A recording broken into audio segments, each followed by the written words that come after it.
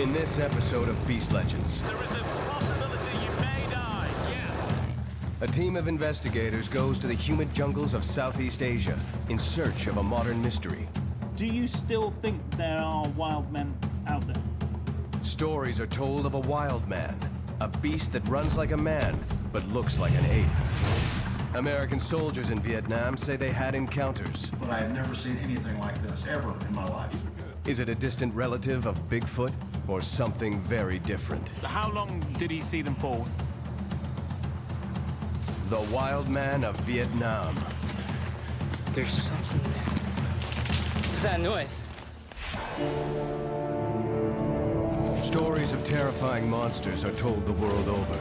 Some are myths, but others are believed to be real.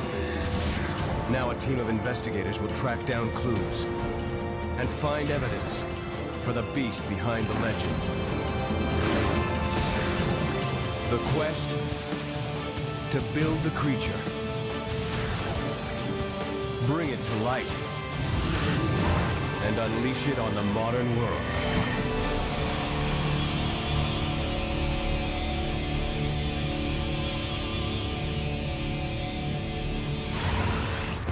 See what I spot there, green? Steve and Francis are in Southeast Asia Try not to die. to begin research on the Vietnamese wild man. I think this would be a great spot to get some initial information on this. At the same time, the rest of the team is gathered in the Beast Lab to search for the origins of the legend. That would actually be really useful. Yeah, so let's take a look at that. Deep in the rainforests of Vietnam, villagers live in fear of a dangerous creature that silently moves through the trees.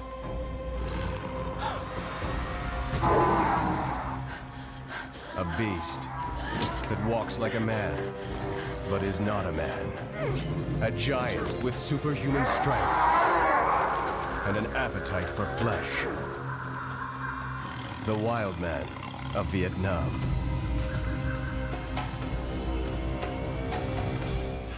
This story has inspired the team to imagine what this beast might be and to bring it to virtual life. One of the fun things about the Vietnamese wild man legend is how long it's been around. Centuries. I wonder if this is the same thing as, Bigfoot in North America.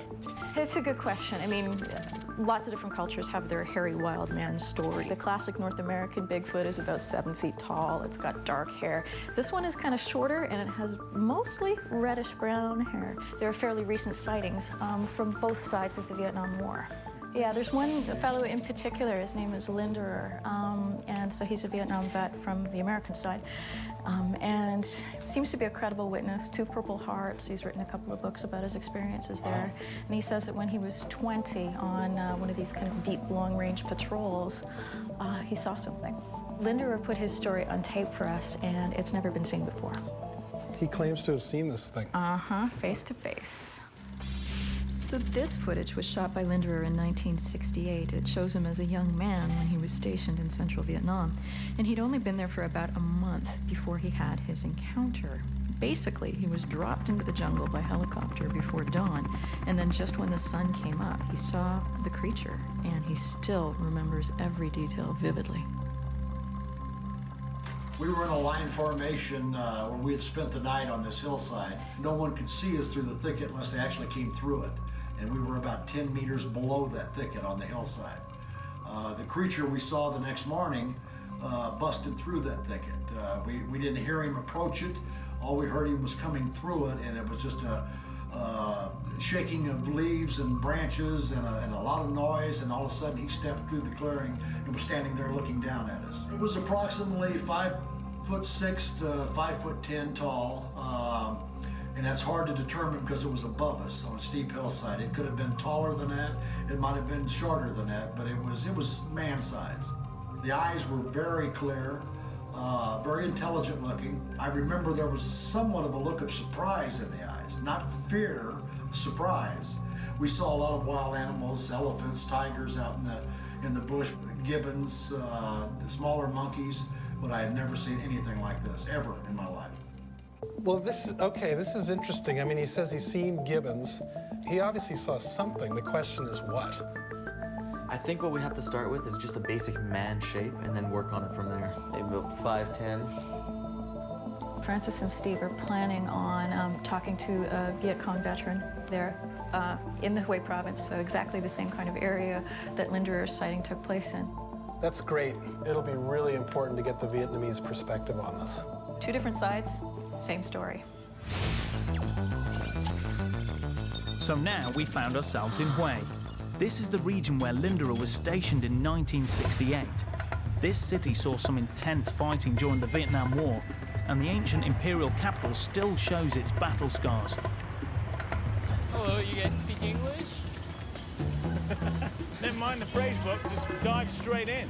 Why not? Stories of the wild man are also alive and well here, so it's the perfect place to get the Vietnamese side of this story. Oh, I can see a jeep. We're headed to meet an ex-Viet Cong soldier called Ho Van Han, who may be the key to our quest. So, we've arranged for an appropriate ride. Hello. Dang. This is the man. Good morning. Good morning. Vietnam also.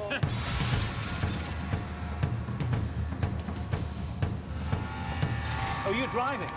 Yeah. You look about 12. Have you even got a license? That's low range and high range. What does that mean? That means that you're sitting in the wrong seat. This is going to be a long and slow bumpy ride into the middle of nowhere. And of course, we arrived right in the middle of freaking monsoon season. We need to buy some umbrellas. Which means we could encounter anything from typhoons to floods. It's going to be awesome. Nice. Yo, yo, yo. It's a buyer's market, people. I feel good. I think, oh, you look sweet. Oh, look, you've got a window. Okay, I don't need to see that. $100? Is that okay? Okay, thank you. Cool, excellent. Thank you.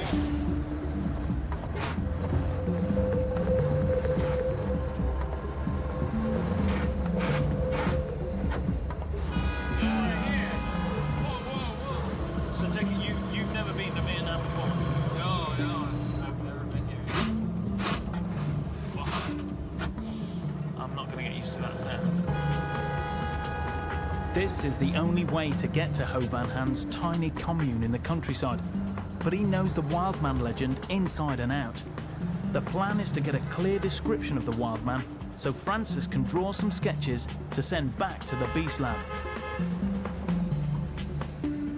Okay, so far we've barely encountered much on the storm front, but it looks like we're about to suffer a flood after all. Give it 5 minutes. It might be slightly flooded. It's smelling a bit rich. If we don't get going soon, we're going to struggle to get there today. We've got 42 kilometers to go. The Jeep's stalled, and right on cue, the downpour begins. Seriously, this isn't good. We've traveled halfway round the world to meet with Ho Van Han. We can't give up now. It's time to resort to some drastic measures.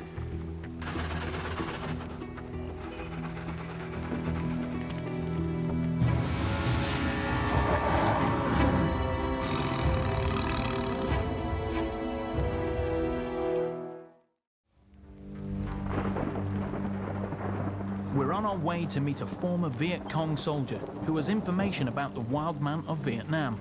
But our trusty Jeep has died. It's flooded, and so are we. We still have 42 kilometers to go. I wonder if, there's like tons of bike shops. I wonder if we could like rent a scooter or something. Do you fancy riding a scooter on this road in this weather? For the No, first time in your life? I don't at all. But I mean, how else are we gonna get there? What are our chances of getting another vehicle?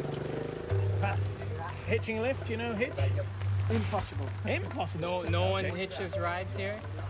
Francis is clearly not very good at taking direction, which can come in handy sometimes. Tank.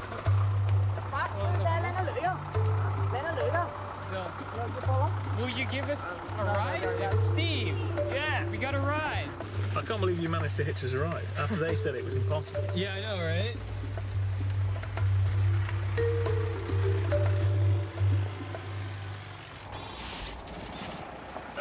Thank you. Come on.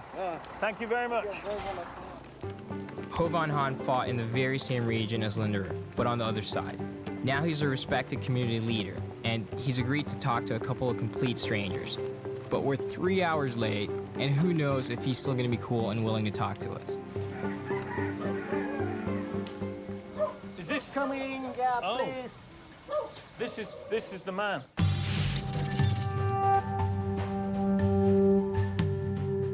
So, can you apologise for us being so late? Xin lỗi, bọn tao xin lỗi vì đã đến trễ. Yeah, we had a few problems with the vehicle. Do you still think there are wild men out there? Bà có nghĩ rằng vẫn còn người rừng ở trong cái khu vực miền núi của mình không? Mình thì vẫn nghĩ vẫn còn, nhưng mà mình không thấy, bởi vì nhiều người ở trên chân. What did the face of the wild man look like? Bà cái mặt trông ra sao bà? Các cụ người ta kể, tức là người ta truyền lại, tức là từ đời này sang đời khác họ, có thể là người xưa người ta có thấy, đây là mặt tròn nó giống như mặt khỉ á. What did the nose look like? Was it flat or? Mũi thì cũng giống mũi khỉ. I'm impressed by the detail of Mr. Hand's telling of the legend, and Francis's sketch isn't too shabby either. The Beast Lab can take this and start building the beast. We're basically getting information to create an animated version. We want to recreate it and see what it would look like if it was real. And then based on the information that you've given us, we definitely have what we're looking for. Wow. That was interesting. So here's a sketch that Francis has uploaded to us. Let's just play with it a little bit and see if we can get something that looks a little bit more like what Francis has given us here.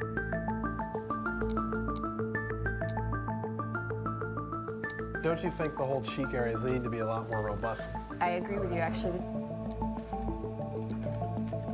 Exactly. Yeah, what the heck is going on below the knees? Because Francis didn't draw that. Right now I got this, human feet. Yeah, I don't think that's going to do it. There's a guy in Hanoi, Dr. Viet, who claims to have this cast of a footprint, and that's exactly who they should talk to.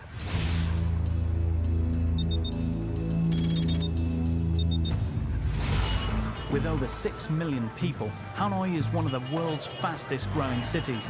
And the proof is, well, everywhere. We're on our way to see a man about a footcast, but we'll never make it through the traffic if we don't resort to our favourite modes of transportation. Hanoi just seems to be one big traffic jam. Unfortunately, the guy we're going to go and see, Dr. Viet, he's on the other side of town, and this is the only time he can see us, so we're going to have to basically race over there. I'm going to try and run over there. This guy thinks it's faster on a skateboard, so we've decided to make it a race, and may the best man win. Right, let's go. Okay, guys, this is the race. Francis reckons he can get across town on these streets faster than me. Right. Hang on a second. Yeah, well, bye-bye.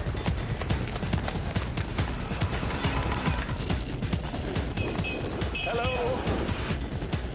There are no street signs anywhere around here.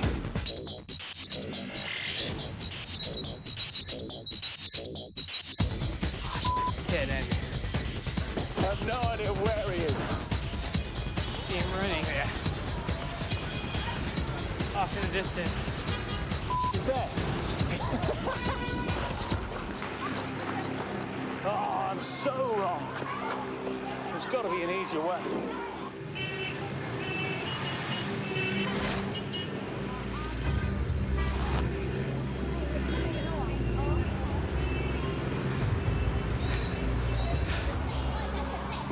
Oh, this doesn't look good. I'm totally lost. I'm totally friggin' lost now. This place is a nightmare.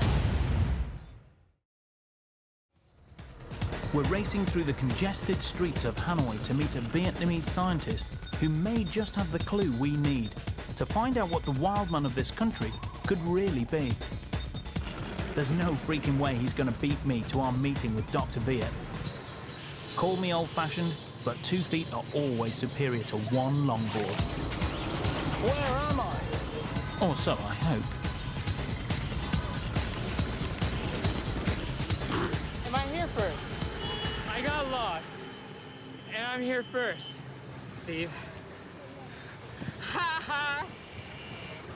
I think I see him. You've got to be kidding me. Hey, Steve. How's it going? You must have friggin' cheated. You swear to God you didn't get in a vehicle. I did not get in a vehicle. You tow a vehicle. Perhaps. I'm so sure he cheated. But never mind, we're here to inspect a footprint. Specifically, a cast of what Dr. Viet says is a wildman footprint. Do you know if he speaks English? Dr. Viet? Dr. Viet? Hi, Francis. Xin chào.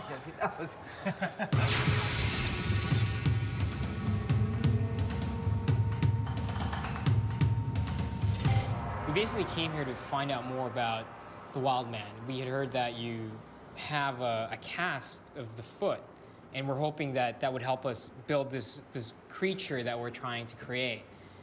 So hopefully you have some visuals for us that we can maybe take a look at. Tại các anh có nghe được câu chuyện là bác có một cái bác tìm hiểu về người rừng. Tồn tại ở một số nước và cũng có thể không còn tồn tại nữa. Như ở Việt Nam đấy thì chứng tỏ là cái dạng người rừng đã lâu đó vẫn còn tồn tại, mà họ chưa phải là Homo sapiens, là người văn minh đâu, mà là người cổ đại. Has it got a scientific name? Homo erectus? Homo... I think it's Homo erectus. You know what Homo erectus is? It was one of the early hominids, one of the first bipedal apes. Okay. One of our ancestors. Right. Then finally, Dr. Viet produces a photograph of the famous footprint. Tôi tìm đến năm 1982. Why is this not Homo sapien? Bởi vì chân người nhé. Thứ nhất là không bao giờ có cái hõm sâu này. Cái vùng này nó hõm rất sâu, lõm sâu. Vì thế cho nên nó dẫm xuống đất ấy, là đất nó bị lồi lên, đây là cái miếng đất nó lồi lên nhá. Have you got a cast? You've got something... Yeah, if we could see something tangible. Camera này bác có thể cho các anh xem Rồi, cái bây dấu giờ chân. sao cả cái đi. Why do you not want this cast film? Vì sao bác lại không muốn cho mọi người xem cái đấy ạ? Bởi vì cái dấu chân này bọn tôi thống nhất là sẽ cùng nhau nghiên cứu và công bố. Nhưng mà chưa công bố cho nên tôi không cho xem. Can we see the cast? Can we have a look at the... So you made a We cast would of the really top? like to see it. Yes? Gì nhanh. Hải ơi. Hải ơi. Right. Sorry guys, you can't come. Sorry. That's really, is there a pic? Do we have a? Can we get a screenshot or something of the photograph that he showed earlier? I could pull one up. There's a guy, Jeff Meldrum, at Idaho State University who is actually a very accomplished biomechanics expert, but he also happens to take stock in the idea that there's Bigfoot running around North American forests. We'll show it to him and see what he has to say. Good luck. We just need more information about the habitat. We have the footage from the Vietnam vet, Linder, but we also have the location for the sighting. So I think we should send Francis and Steve there. How about we take a look at that footage again? Yeah, let's do that. So Gary Linderer saw his upright walking beast somewhere in this very jungle. All Steve and Francis have to do is find the right spot. And they've got the coordinates, they've got a map and a GPS, so that ought to get them there. With the info Catherine's given us, I'm sure we'll find the place. The Jeep's holding up, the rain's holding off. Things are looking up. Use that path there, that's fine. Just go through the village, I guess. Just one small problem. Francis has never set foot in a jungle before. It's really tempting to just grab trees to pull yourself up slopes and things like that. You know, never mind snakes, there could be scorpions, black ants, Right. red ants, all those sorts of things. Don't use anything vegetation to hang on to. Also, some of the vegetation around here, I don't know, but being in other jungles can be very irritating. You know, so they have thorns on them, they have toxins on them. So don't hang on to anything, okay? Don't pull yourself up by anything, trees or anything along those lines. Hands off everything. We're not far, we're about 1.5 Ks. What time is it? Well, the sundown is around 5, so we got less than about an hour. Are you guys happy to run? Yeah, we're Okay, let's just run it and we'll see how we get on. Great, it's almost nightfall. I can't touch anything. It's freaking hot. We're right in the peak of the rainy season, which forces all the venomous snakes to pop out of their holes. The jungle is probably crawling with them. Oh, so slippery. If I get bit, I'm coming back from the dead and taking Steve with me. This is completely mental. And Steve, I don't even know where he is. But if I don't see him, he's dead to me. Ah. Oh, sugar. This is no good.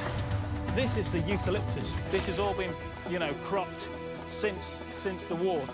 This is now farmland. That's the same. That's not jungle anymore. We need to find jungle. At the height of the Vietnam War, a US soldier saw wildman in this exact location. But now that we're here, we can see that the jungle is, well, not a jungle anymore. It's been cleared for crops, and we need to search for another location. It's all planted out. This isn't jungle anymore. This is farmland. This is no good for us. This isn't wildman country anymore. We need to find proper jungle.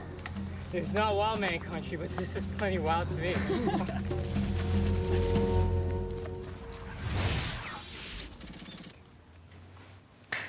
Dead end. All right, so hopefully Scott's got more luck in Idaho. Pocatello, Idaho might seem like an odd location to investigate a Vietnamese wildman, but it's the right place to follow up on that footprint Steve and Francis saw in Dr. Viet's office. Scott. Hi, Jeff. Good How to are see you? you. Very good.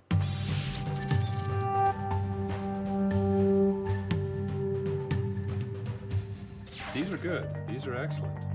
Dr. Meldrum is the guy people turn to when they think they've found evidence of a Bigfoot. He's analyzed hundreds of unusual footprints from all over the world. We know we have a flat-footed animal, and we know it has 5 digits. So essentially, if it isn't human, the only other candidate out there is a bear of some sort. Now, I do have an example of a bear, and so it's a quite large print. But in reality, its length is not far out of the range of what we're dealing with. Why don't we take your bear cast and roll it along the ground? Say that if during that step there was a bit of a drag out here like that. Whoa, look at that. Then you can have this, yeah. That looks, I'd say that looks pretty similar. You have an area where the initial imprint is very clear of the digit, and then all this up here looks like, to me, like it's a drag out. Right. Are there living bears in Vietnam that have feet about that same size? There are. There's the Malaysian sun bear and also the Asiatic black bear. The possibility of it being a misidentified bear track is still very real in my mind. Okay. Gary Linderer says he didn't see a bear.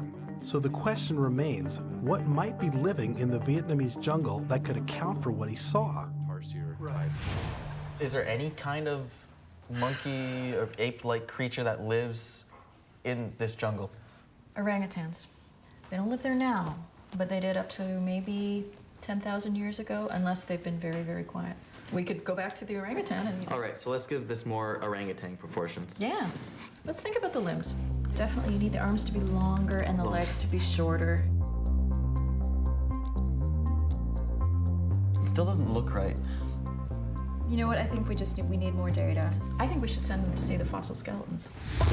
Aside from humans, orangutans are the last great ape to have lived in Vietnam, and they kind of match descriptions of our wildman. They just might help us build our beast, but there's only one way to see them. We're heading out to see an orangutan skeleton. There isn't any alive in Vietnam anymore, and this is the only intact skeleton they've ever found. Now I'm going to get to dry. You've got an orangutan skeleton for us? Yeah, we are orangutan bone skeleton here. Excellent. Can we take a look at it? Why not? Excellent.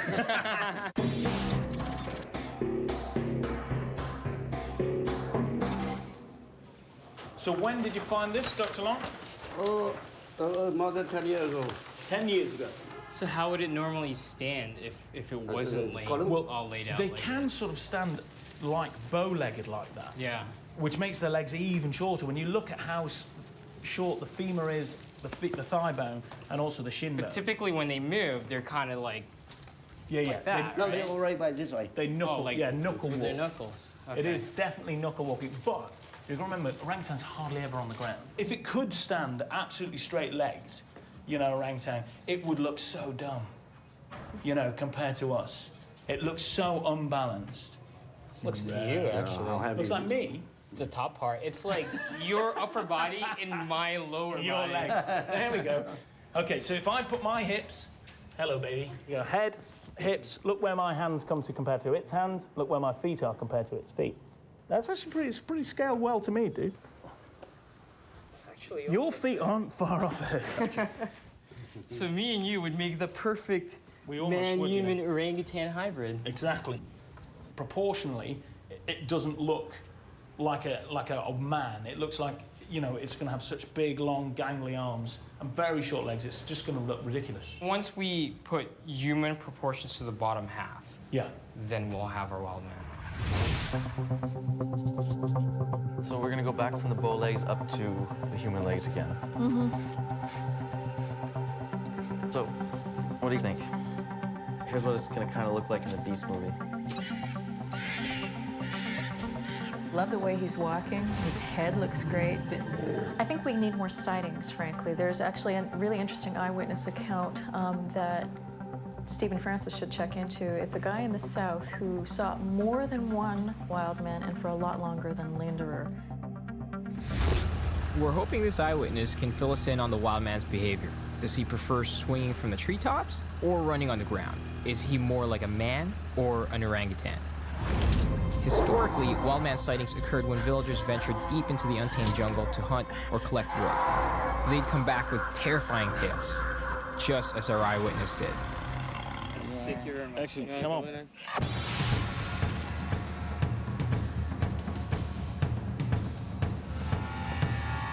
So tell us about the story. Like, how did this all unfold? Like, were you just walking through the woods, or? Như nào, thí dụ là cái hôm đó là anh làm gì trong rừng và thì anh thấy vào lúc nào, anh có thể kể lại.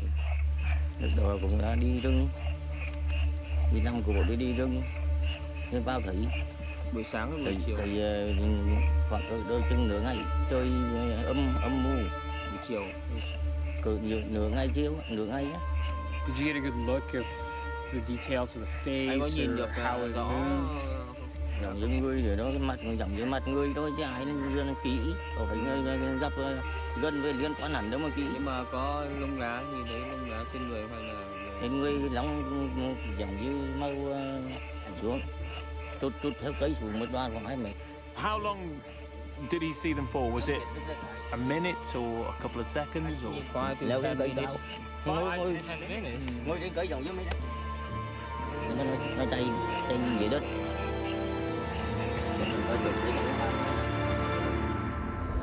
This is a really interesting sighting, actually. He said they were in the trees and that when they finally did notice him, they jumped from the trees and went away on land. That argues for a mostly terrestrial creature. Where is this? It's in, he saw this thing in Kabang National Park. Let me show you where it is. It's a really amazing place. Okay. It's beautiful montane rainforest. It's just amazing. Lots of new mammals have been discovered there. Here's the spot, and if they're gonna find clues as to how to help us build this model, they're gonna find it there. Vietnam is a zoologist's dream. New species are being discovered here all the time, including a 100-kilo ox. In the past decade, 30 animal species have been discovered in Phong Nha Kibang National Park.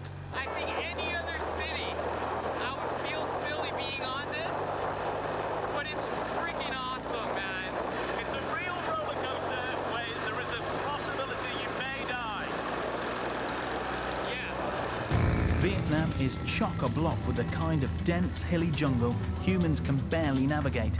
Add in 20 straight years of warfare, and you can understand why scientists have scarcely begun to discover what's out there. Relic populations of orangutan? Maybe. The occasional wild man? Not so sure. I think tomorrow is going to be a really important day. I'm not 100% sure what Francis will make of it.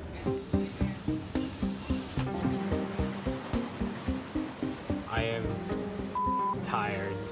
I'm not really sure what to bring to the jungle, actually. I guess water, hand sanitizer. He might be pretty good on the longboard, but I'm afraid that's going to be no help to him over the next few days, which is a good thing.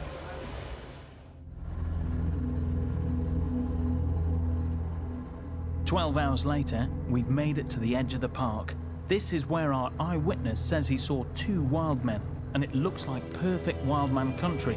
Dense, mountainous, remote, and largely unexplored. Okay, behind us, Phang Nga Kabang National Park. It's possibly one of the most impenetrable areas of the planet, to the point where probably 60% of it has not been visited by a human ever. This is really thick territory, basically. It's just going to be incredibly difficult to get around, but this is where our beast lives, so this is what we're looking for.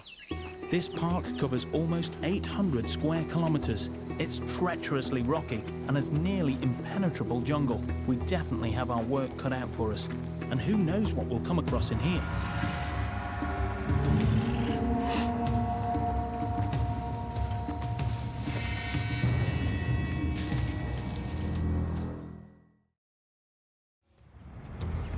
We're about to enter Kiban National Park, one of the least explored jungles on planet Earth, and all in the quest to find out more about the wildman of Vietnam. Our eyewitness said the wildmen can climb trees and run on the ground. Now that's unusual. Most animals do one or the other well, but not both. To run and climb in the jungle like this, our beast needs some pretty spectacular feat. What we've got to work out is that if we've got a wild man, how's he getting about in this jungle? Orangutans, you know, it's a big animal, but it lives in the tops of the trees. But it's got legs for that. It's got short, stubby legs with gripping feet. If it can stand straight up like we do, yep, but have feet like apes, is that possible? If you want it to climb and to run, it's going to have a half and half foot. If this was its leg, okay, right now it would be more like this, right? With the toes or something like that. Yeah, and okay. Here's the thumb. Is that what you mean?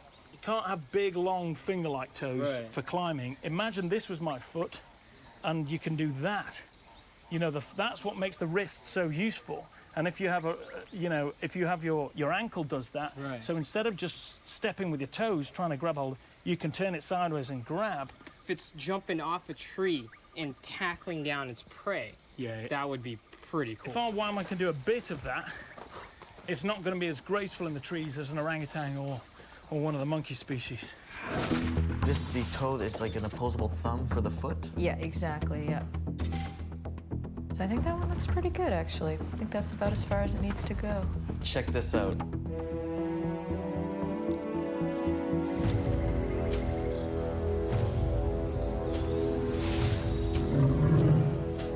The legs are for the walking and the feet are for the arboreal habitat. If you are actually going to use these feet to grab onto something, you need a mobile ankle. This is going to be my artistic input here. I'll just throw in something that can kind of be between the two. Okay. So we'll just say he can grab and grip. Sure. It's as if he's gripping a totally. trunk. A tree trunk, yeah. We know how it moves now, but yeah, what's it eating? If it's going to spend time on the ground, a lot of the great apes will actually do a bit of carnivorous behavior. There's a zoologist report of a slow loris, which is a tiny little monkey-like creature. Big, cuddly, big, round eyes. And a mother orangutan bitch slapping it to the ground, literally just slaps it straight out of a tree, goes down, as it tries to crawl away, picks it up, bites the back of its head, pops its skull, sucks its brains out, eats its eyes, pull all the chest open with its teeth, eats its genitals. It's not pretty. Most of the great apes do this now and then, but the orangs in particular. What's interesting about that is not that they do it often, it's just that they're capable of it, right? So, I mean, they can take a small creature and bite through its skull. That says something about its teeth. If I understand, I can give it really big fangs now. I got an idea. Yeah? Bigger. All right, so this is what it might look like when I bring it to life.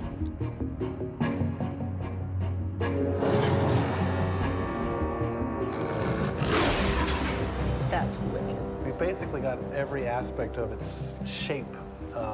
What we really need to know now, though, is where it lived. Caves make perfect sense because caves, especially deep caves, stay the same temperature year round. As soon as you get underground, You know, it doesn't vary hardly at all, and that's why so many animals live in them.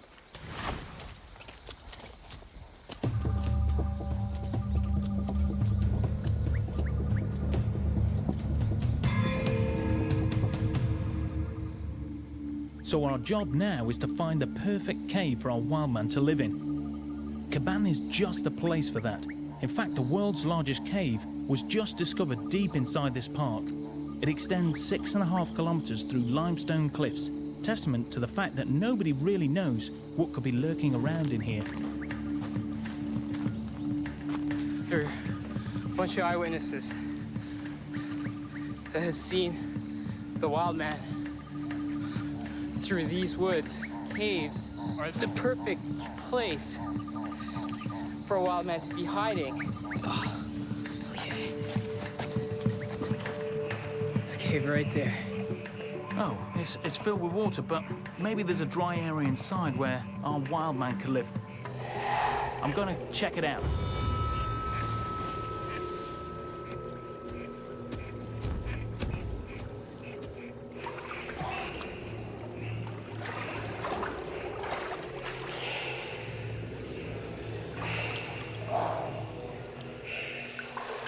There we go. Go a bit deeper.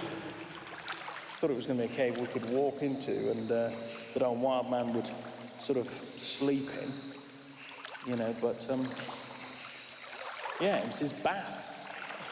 Definitely no dry spots, so I'm heading back. It's done wonders for me, because I was starting to ming a bit. Yeah, I'd agree with you on that. I was having to walk a good distance from you, to not smell the funk coming off of your body. BO or not, we still have to find a cave that's just right for our wild man. You know what, dude? I don't understand how a wild man could sneak up on any prey in this jungle. It would make too much noise. As you can see, when I walk, I'm huffing and puffing, making all sorts of noises, basically announcing I'm arriving. Holy cow, look at this thing. Beautiful, isn't it? It's like something from the Jungle Book. It's like you've stumbled into a ruined cathedral that the jungle has taken over or something, because it looks like... Yeah, it's pretty awesome. All right, let's go look at some caves. What's that? Poop? We might have found poo, which could be some sort of animal. That's herbivore. What does that mean? That's plant material. That's okay. That's not meat eater poo. Meat eater poo smells like dog, basically. So that's a cow patty type thing. How the hell does a cow get through this? I mean, I know. Look at this. Is almost like a dead end, you know? There's some really, like, just a sliver of a walkway there, and then just more rocks. I mean, you're surrounded by rocks. What could get there? I don't know. Don't know. The wild man can.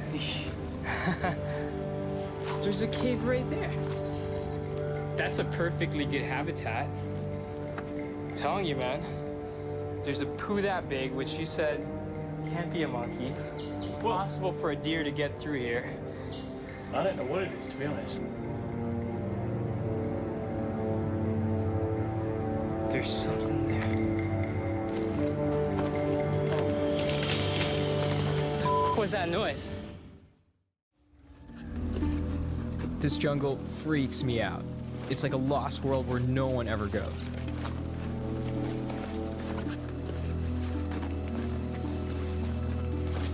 We're supposed to be looking for a wildman cave, but now I'm wondering if we're actually going to come across a real wildman. There could be anything out here. What was that noise? Look, right there. Okay. All right. I know, yeah, he's getting a bit... All right, I know. Relax, relax, relax.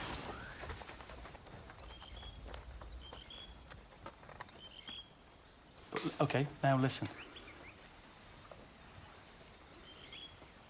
Not a lot of noise, is it? Yeah. They make no noise going through there. That's how big animals can move through a forest. This seals the deal for me. Now it's totally registering with me how a large beast could go right through the jungle, through the hills, through crevices, and still stay silent. Now we have everything we need to put the finishing touches on our wild man. We know where he lives and how he moves. We have every last detail in place, from feet to fur colour. So it's goodbye, Vietnam. We've got a beast movie to watch.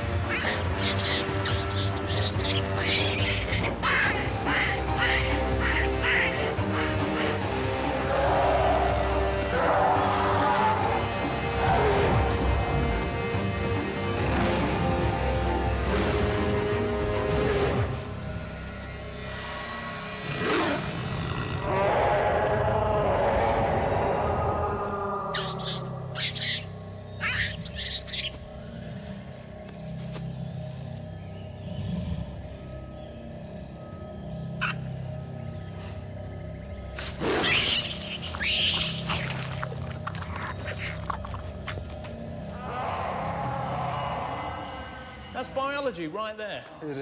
Yeah, I like that. That Good was ending. good. The key to building this beast? Figuring out how an upright walking creature could run through the jungle and swing through the treetops with ease. Hello, baby. By giving our Vietnamese wildman an orangutan's upper body, human legs, and hybrid feet, along with a wicked set of fangs. I got an idea. Bigger. We've got ourselves a beast legend. In this episode of Beast Legends, the team digs up an ancient mystery in the southwestern United States. It's like bad stuff happened in this room. They're searching for evidence of a creature that descends like a nightmare from the sky. You almost feel it. A Navajo legend that forces the team to face death in the darkness. Hopefully this works. And endure the dangers of flight. Beware the monster bird. Let's get out of here. Stories of terrifying monsters are told the world over. Some are myths, but others are believed to be real. Now a team of investigators will track down clues and find evidence for the beast behind the legend. The quest to build the creature, bring it to life, and unleash it on the modern world.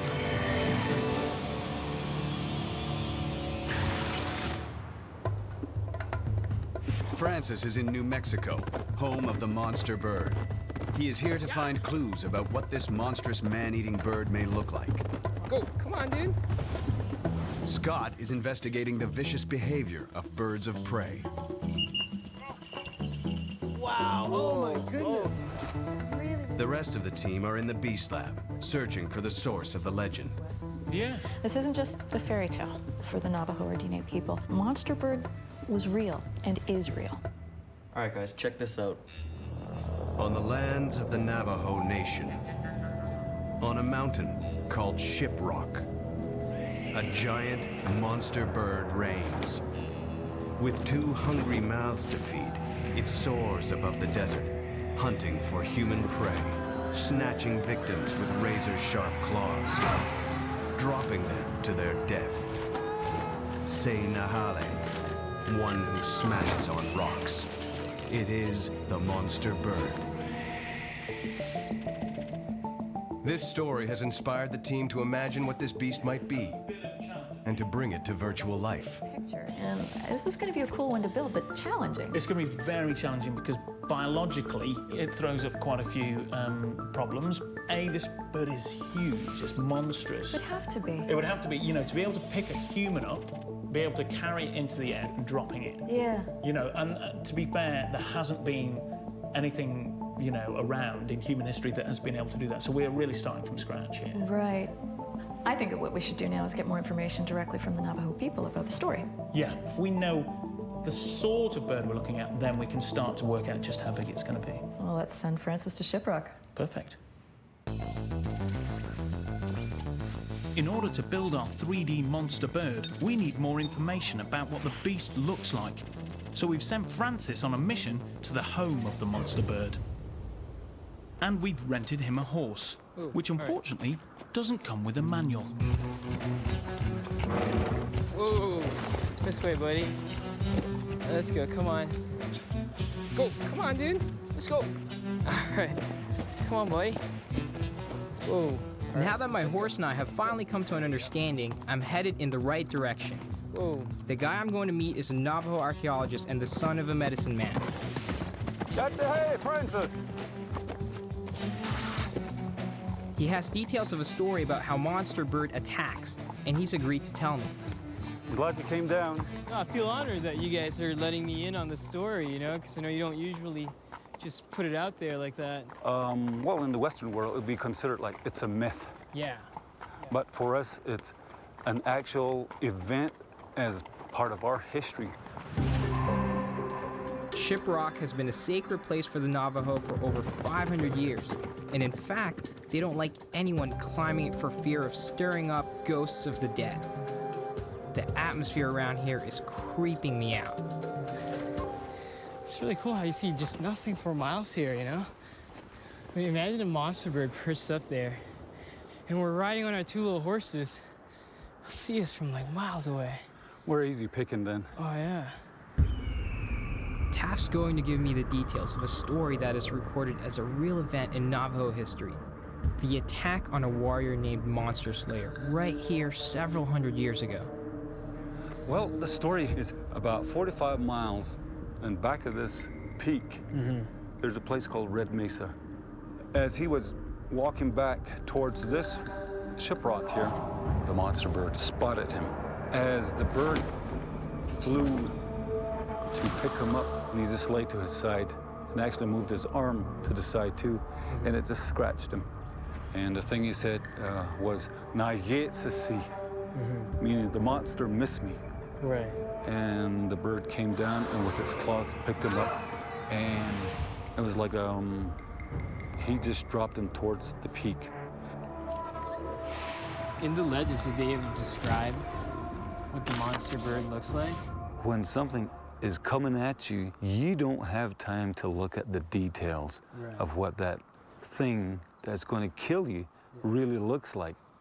In the history, the way it was described, it was large enough to pick up a person, so it had claws enough to pick you up. So it was a cross almost between an eagle and a condor. Wow.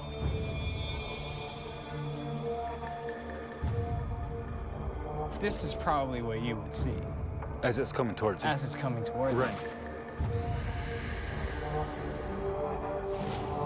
Okay, we've got a few leads. We need to look at condors and eagles, and this beast is definitely big enough to carry away a grown man. Now we just have to fill in the details. I feel like I have more artistic liberty that I could take with this thing because there wasn't really that much of a description. I can totally get that because actually at the end of the day, what it looks like to them is less important than what it actually does in some ways. And in fact, everybody's going to have their own interpretation on, you know, specific characteristics. Eagle, condor, they're two very different birds, but they're big birds. So you can just give us a, you know, a big silhouette bird to start off with, and that will be a start. These are animals that would have been around for, you know, all of human history here, the condor and the eagles. Yeah. They're the largest flying things that the people would have seen. But it's a great place for them to live. The reason that they mention these birds is because this, if you look at this landscape, it's ideal for soaring birds. It's because you've got cliffs for them to launch off. You've got great hot plains for the, you know, thermal activity. You'll get loads of thermals during the day here. Thermals are columns of warm air that rise up from the ground that has been heated up by the sun. Soaring birds use them to hitch a ride up, like an invisible elevator. This is just further proof that Shiprock is the ideal place for a giant bird. We know we need to look at eagles and condors. Let's start with a California condor, the largest bird in North America. Our goal is to get a look at a condor in flight.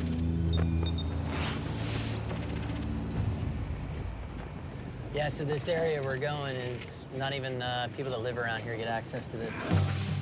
If you want Californian condors, this is the guy to be with. In this area, they disappeared in early 1930s. The last nesting pair in Big Sur disappeared. So this is part of the capture-release program? Yes. We're in the Ventana Wildlife Reserve.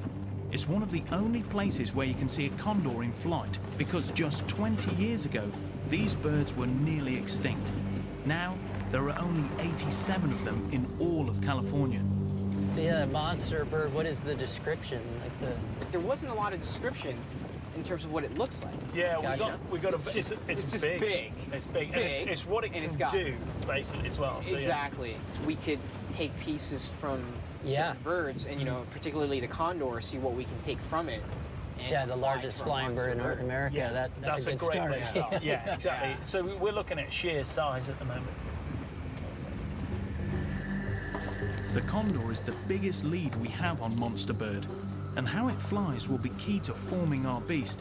There is no guarantee we'll see one, but something tells me from the stench of dead cow remains that we're on the right track. There's just bones everywhere, isn't there?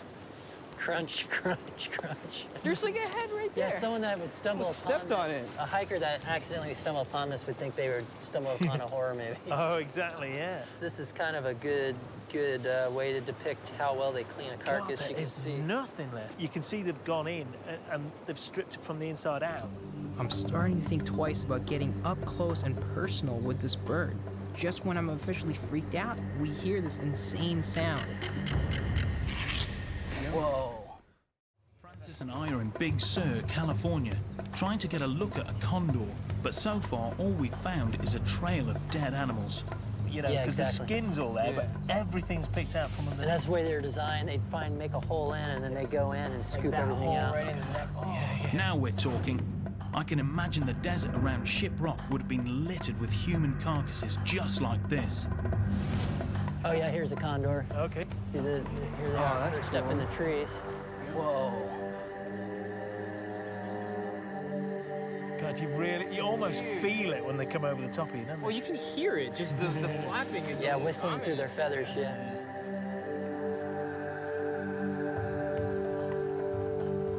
Next thing you know, not just one, but 3 condors descend on us. You see that? Like, you see how it's sort of slightly twisting its tail? Yeah. That's cool. No, and in fact, the wings stay pretty rock steady. Yeah. Because except, like, at the end, it's kind of flares. A little bit of finger action at the end.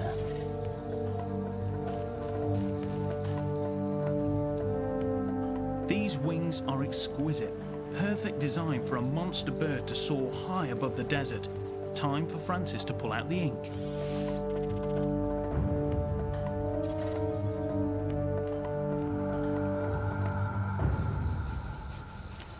So I think what I really like from the condor is the wings, but we want it to be more agile, but I think the size is perfect. Then we look, and there's a condor mother feeding her young, regurgitated flesh. sweet. Yeah, look at that, he's feeding her. That's pretty rare, guys. No one sees that. It seems like the perfect place. Just like the legend, we found some wicked soaring wings, carnage left behind, and monster feeding habits. Wow, that is amazing. I was thinking disgusting, but that could work too. No, it really is cool. All right, I really think we should start with these condor parts. You know, there's some key features you really need to put in there. I mean, they can soar for hours without even flapping their wings, and so they've got to have these long wings and broad wings that are adapted for catching those thermals. The layers on those wings, you know, they've got the primaries, they've got the secondaries, they've got all these layers which create this amazing airfoil.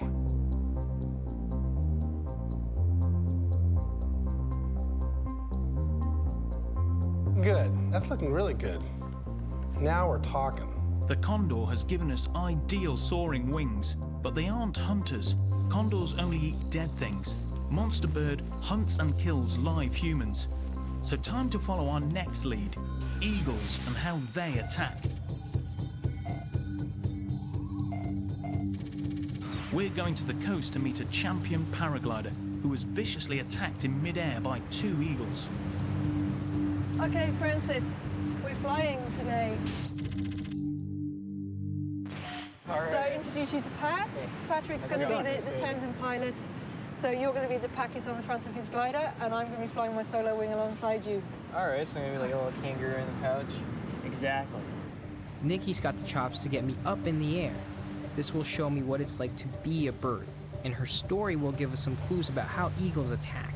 Steve has agreed to spot us from the beach. When you're actually getting in the harness, you might need to wriggle your butt a bit to actually get in. Otherwise, you could be hanging by your which won't be the most comfortable flight. Yeah, no, I kind of treasure my there. So. Yeah, so get them in a comfortable place. I'm ready. Let's do this.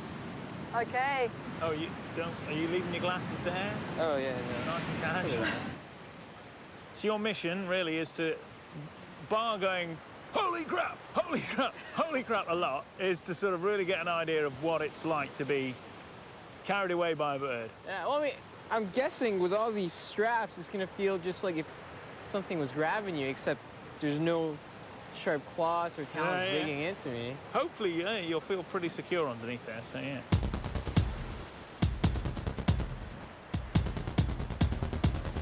Oh, run, Francis, run! All right, here we go, guys. All in the name of science. Oh! Woo! Science rules! Oh, this is awesome!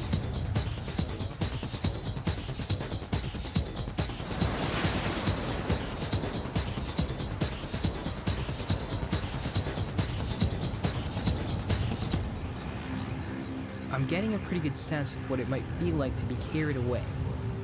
Now it's time to turn our attention to the story of a bird attack. Flying in Australia in a competition on the Queensland and New South Wales border, and then I heard a screech behind me, quite a loud screech. I recognised that there was a wedge-tailed eagle behind me, and I've flown with them many times, and they've normally been really friendly, really cool. They'll just come along, thermal with you, fly on your wingtip. But this one came from way above me and behind. So what happens next? Did they swoop in and try to sort of, I don't know, claw your face out or something? One would swoop in, and the other one attack, the other one would come down, then they'd peel off to the side and come back and have another go. But they were definitely in aggressive mode because I had 5 big rips along the top surface of the glider, and one of the cells at the leading edge, the open part of the leading edge, was completely ripped out. Whoa! One of them swooped down, and I don't know whether he just misjudged or whether he actually did want me for lunch, but one of them came in from above and behind again and actually hit me on the back of my helmet and then got tangled in the lines in front. Whoa, that's intense. Unbelievable. This is perfect behavior for our monster bird. We need it not only to soar, but to have this dive-bombing ability, so it can swoop down and attack its prey from out of nowhere.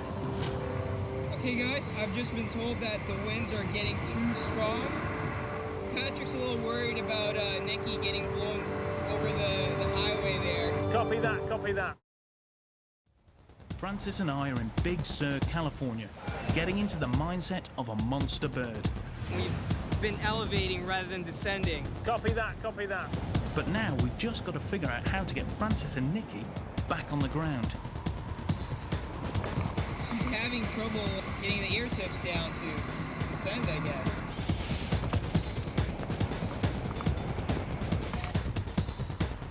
Patrick is ready to go down whenever Nikki's ready.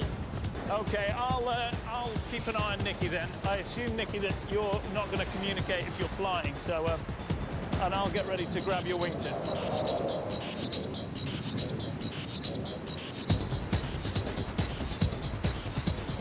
Oh, that was pretty smooth. Oh. Okay. All right. Okay. Yep.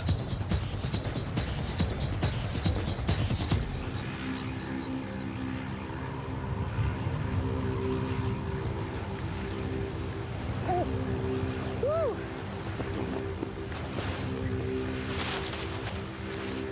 Yeah, I had to stop talking because the wind had really picked up. But you could really see it picked up a lot. Yeah, you could feel that it had picked up a lot.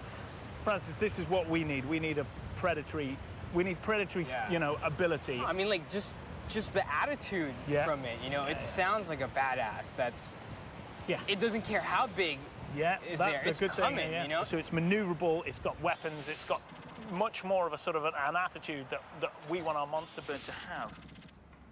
Yeah, this is imperative behavior for our monster bird because it's a predator. I mean, it's got to be coming out of nowhere and surprising its prey. And what we need to really change these condor wings into something more predatory is we need more flexibility. All right, I think I can change that up.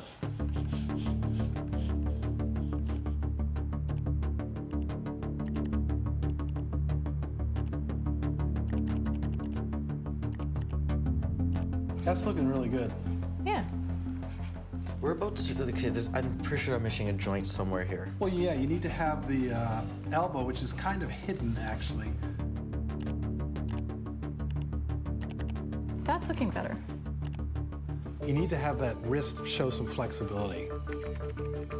You need to have it assume lots of positions. Sometimes they can lock their wings straight, but other times they're flapping and bending their wings really dramatically. That's looking better. Yeah, that's looking really good. Yeah. All right, how big is this monster bird? How big am I making this beast? Well, it's going to have to be big enough to carry a human, and that's going to require a little bit of field work. We're going to have to see what size prey a typical raptor can carry in flight, and then we're going to have to do some number crunching to figure out how that scales to something human-sized prey. The monster bird was such a terrifying threat to the people of the desert because it was known to come out of nowhere and slash people's bodies with its terribly sharp talons, and then had the extraordinary power to lift itself and its human prey high onto the cliffs. Scott and Francis are at the Beamer Memorial Conservation Area in Canada to meet a bird trainer who's going to help us figure out how big our monster bird needs to be to lift a man. Hey, Dan. How are you? Good to see you.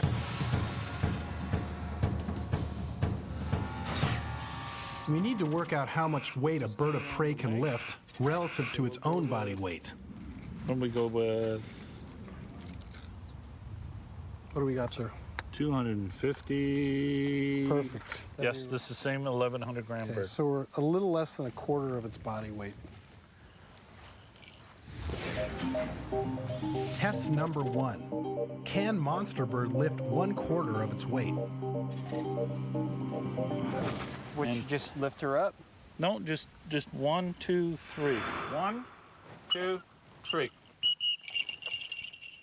All right. No throwing it all. Let's up the ante a little bit. Let's up the ante here. Well, I think we should go up to 500. Really? You Yeah. want to do thread? Okay, Yeah. so we can All right. So we're talking 500 grams now, which is about a little less than half its body weight. To carry half its body weight would be a challenge for any living creature, let alone one that flies.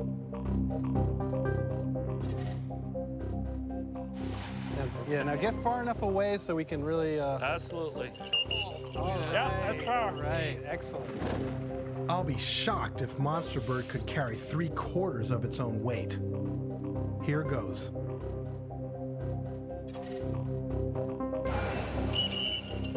Oh! That was okay, near she its couldn't limit. control the flight, Yeah. but she was lifting the weight. Oh, Yep. yeah.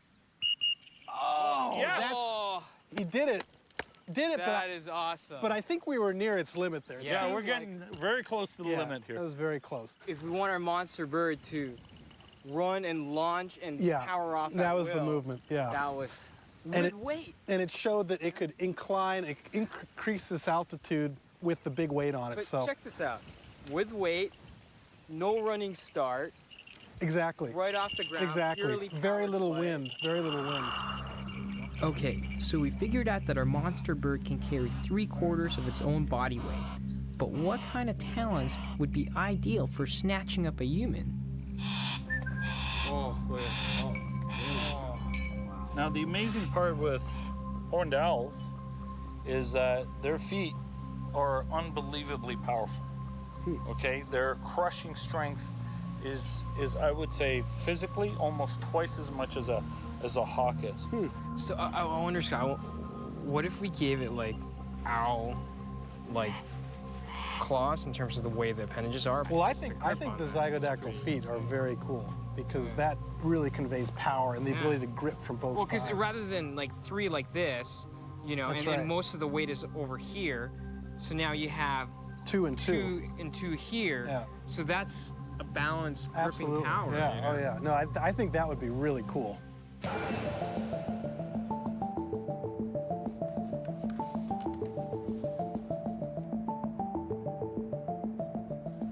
Amazing. Yeah, that's great. Nice. Yeah. Okay. That works totally. Yeah. That's very good. Yeah. The big thing is that we still have the problem of it's picking up a human. Now, if it's going to be picking up somebody your size or it's going to be picking up somebody sort of my size, that's going to make a big difference. That power to weight ratio is going to be huge. So if this animal's evolved in this region and it was taking down humans, we need to find out, you know, what was the average height of a human, how big are these people? Well, the lucky thing is we've got a really great record of human occupation in the Southwest, and there's a really extraordinary site quite close to Shiprock. It's called Chaco Canyon. Lots and lots of ancient remains, and it's pretty well known archaeologically, so that could give us some information about the size of the people. That's great, because if we get the prey to predator size right, then that's it. We'll be able to work out exactly how big our bird needs to be. Well, let's go after the prey.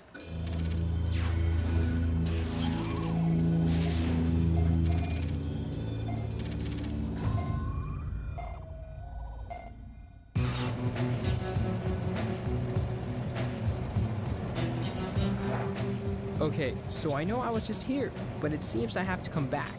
Catherine is taking me to a 1,000-year-old archaeological site not far from Shiprock. Our plan is to figure out an approximate size of the people that the monster bird would have lifted and killed. So do you know what like the Navajo people's theory is for like the afterlife? You fundamentally just stay around. Your spirits hang around. Yeah, You it's just almost can't like see you them become anymore. a part of the earth, Yeah, right? exactly. You become a part of the landscape. Yeah. Is there like dead bodies under those Oh, homes? for sure. Yeah, there's burials there. Oh man, that is creepy.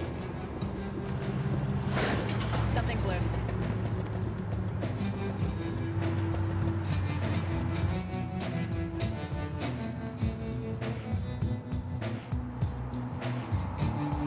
Yeah. I don't think that's good. We're in Chaco County, New Mexico, trying to make our way to the site of an ancient ruin. Did you check the keys out or no? We're hoping to figure out the height and weight of monster bird's prey. It's just kind of the moment where I'm like, I wish Steve was here because he knows cars. He knows cars. But our truck has just died. Our only hope now is to hitch a lift. Oh, good. Hi. I was just driving and then I just hear this noise and then smoke and a lot of smoke and well. where were you headed? No, it's just see my grandma. So we're trying to get to Grandma Chaco. Was there any way that you could drop us off there? Sure. Good thing Catherine is here to charm us a ride.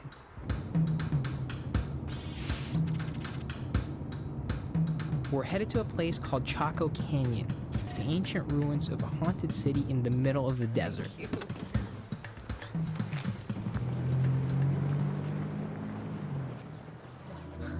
So where we're heading is, you see that thing over there that looks like a great big lump? All the lumps and stuff? That is the ancient world right in front of our eyes, so let's go check some of that out. There's actually quite a lot that we need to see. I hope we manage it before we lose the light. Don't want to be stuck out here with all the ghosts.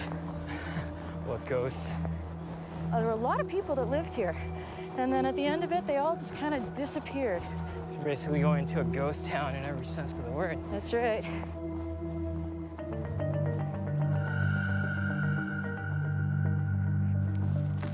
Chaco Canyon was a thriving community for several centuries around 1,000 years ago. It's long been seen as a mysterious site. People have often wondered, why was it abandoned? That's awesome. That is one of the best preserved 1,000-year-old sites you're ever gonna find. Oh, yeah. And 600 rooms. Huge. In the 1800s, settlers and archaeologists found it deserted with all the doorways carefully bricked up. The site had been ritually closed down. Everyone had deliberately left, never to return.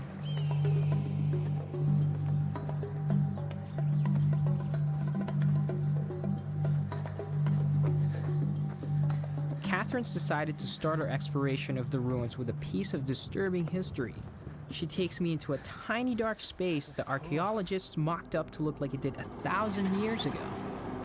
It's kind of eerie in a way, you know? It was such a troubled place. Right. Was it like a lot of internal conflict within the tribe? Absolutely, yeah, horrendous. I mean, you get dismembered bodies, you get people who were clearly ritually killed, sacrificed, all of those different things. It is said that long ago, to appease the monster bird, children were sacrificed, but the monster wasn't satisfied and snatched up adults as well. All the folklore, all the stories, all the religious stories afterwards, they all allude to it being a troubled place and to the idea that nobody was at rest here. And the whole fact that they sealed up so many of the doors and they kind of ritually closed the whole place before they left, it just says, like, there's bad stuff here and we want it to stay inside. It gives you the shivers because it's like does. bad It stuff is. happened in this room. Let's close it off and forget it's there. Yeah, it's from a bad time. Yeah, it's from a time of monsters. Exactly. Very creepy. Let's get out into the sunlight. Yeah. Now we need to figure out how big the ancient peoples who lived here were. I have an idea. Let's measure the doorways. About 3'6". So anyway, I'm not sure that we can extrapolate the size of the people from the size of the doors. Maybe we could have done it from the ceilings, but the ceilings are all gone. But we still have the ceiling beams here, which is kind of handy. Yeah. So those were, you know, those are the features that show us where the ceilings were. It's about 5'8". Well, I mean, like, if this is the height of the ceiling and everyone is generally my height and shorter, Yeah. so then we're dealing with a weight of anywhere from 75 to about 135. Yeah. That's like if they're fit, not... Yeah, You no, know? and actually the weight thing is a really interesting thing as well, because the other thing I can tell you from the skeletal analyses that have been done is that nutrition wasn't great. And we need to get it exactly right, because if you're talking like for a lift ratio. Yeah. There's nothing like seeing something in person. It's been informative, but imprecise. A better measure can be taken from ancient human bones found in the area. Archaeological studies of these bones have shown that a reasonable estimate for a warrior's size during this time would be about 1.6 meters and 55 kilograms. That's on the small side, so that's the minimum that the monster bird would have to lift. So based on a prey weight of 55 kilograms, and our calculation that a bird of prey can lift up to 3/4 of its body weight, monster bird can now be scaled up to weigh 72 kilograms and have a wingspan of 10 meters. If you stick with that sort of shape for now and just make the wingspan tip to tip 35 feet. So that's pretty huge. It's bigger than any other bird that has ever flown. I'm not sure that would get off the ground. So we can't just take a smaller bird and just kind of make him bigger. No, it doesn't work like that. Big birds flap slowly because they physically can't move their wings fast enough. So this thing is not going to be able to get into the air by just pumping its wings, so we're going to run into massive issues. I have a plan, but it's a radical one. Based on our latest set of calculations, our monster bird is so big and heavy that I'm pretty sure it couldn't lift itself, let alone a 55-kilogram person. I think it's time to look elsewhere. Probably hit a brick wall when it just comes to bird anatomy. You know, birds only got to a specific size for a reason, and that's the biomechanics of feathers, muscle, and bone can only get you so far. So what do you propose? I think that probably the best thing to do is look at other large flying creatures, and the largest creatures ever to take in the air that we know of, pterosaurs, you know. So they were bigger, had bigger wingspans, they were over 30 feet. So that's in the right sort of ballpark, and they were definitely heavier. Okay. So I think that would be a great avenue, and maybe we borrow a bit of their biology. Okay.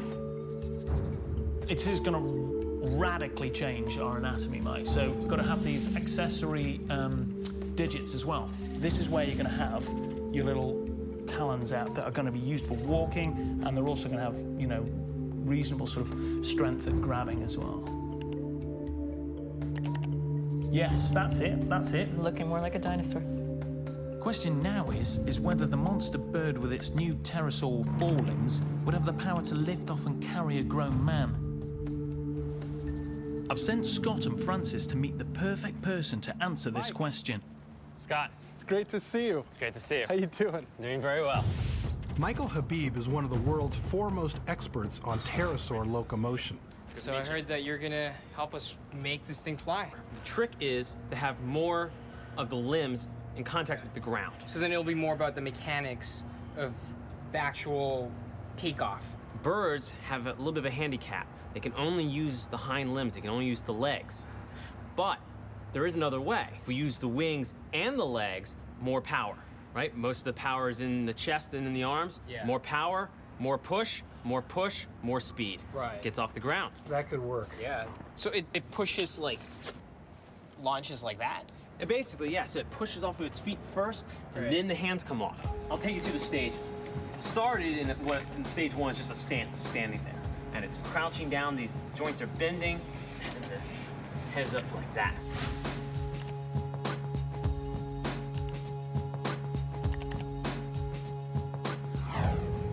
Then it falls. It's now lopsided. Like it's now lopsided, so the head would actually be pointing down a bit. Okay.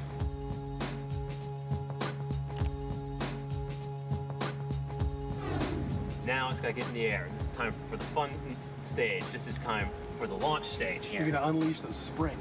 Exactly.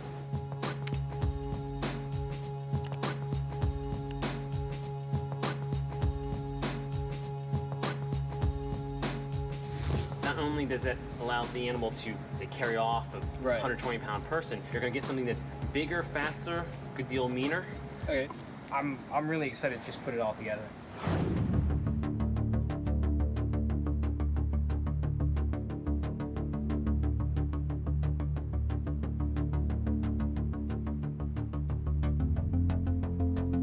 It looks freaky on the ground. Yeah. But the great thing is that if you then get it to open its wings out fully, it looks just like a bird again. Amazing. Yeah, that's great. We did it. Yeah. That is great because, okay, it's looking less bird, but it's definitely monster.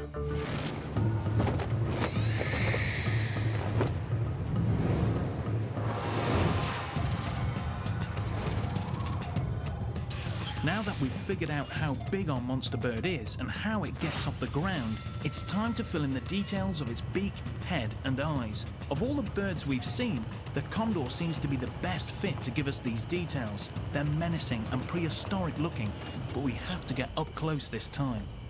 The only way to do this is to bait the traps at night.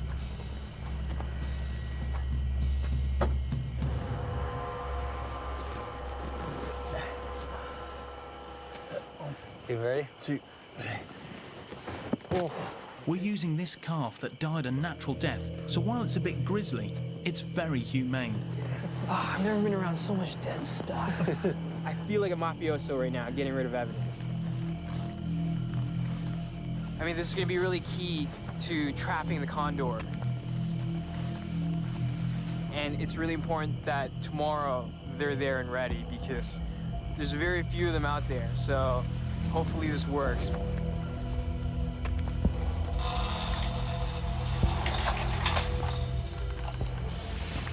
Yeah, we do this at night so the birds don't associate us with food. So it's really critical. They go to bed like we do. They go find a tree to rest. So it makes it a little spookier, but it's better for the birds. We've reached the cage, and now we have to place the dead calf inside to lure the condors in. If the bait lures a condor, a biologist will shut the cage. Just to make sure we trap one, we're going to put out a few rodent appetizers. Okay, guys, let's sprinkle out some rats. You got the bag? Where's my bag of rats?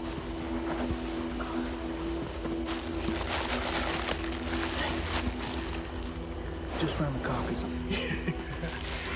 The condors will be happy, but I'm officially grossed out, and I'm starting to hear things that go screech in the night. Oh, let's get out of here. Francis and I have returned to California for the final details of our monster bird. The cage we baited with a dead calf has done the trick. A large male has been trapped in the cage, and Joe is giving us permission to get our hands on it, if he can catch it first.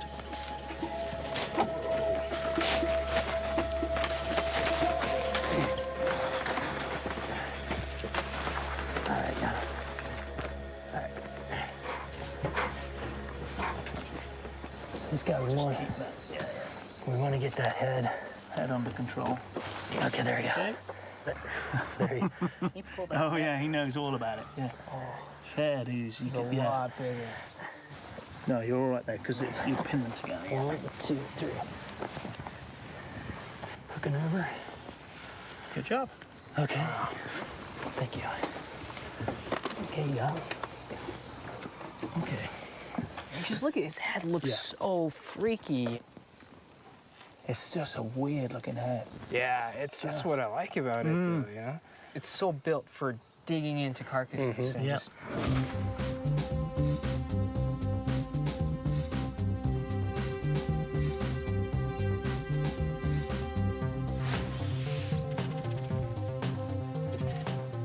The color of the eyes is amazing. I don't think I've seen, to be honest, if I saw that on any other animal, I would think it was pathological. I think there was something seriously wrong with it. It kind of looks rabid, doesn't it? It looks like. Well, what's so cool about it, it almost looks like, you know, when you like turn into a zombie and then your eyes are all red.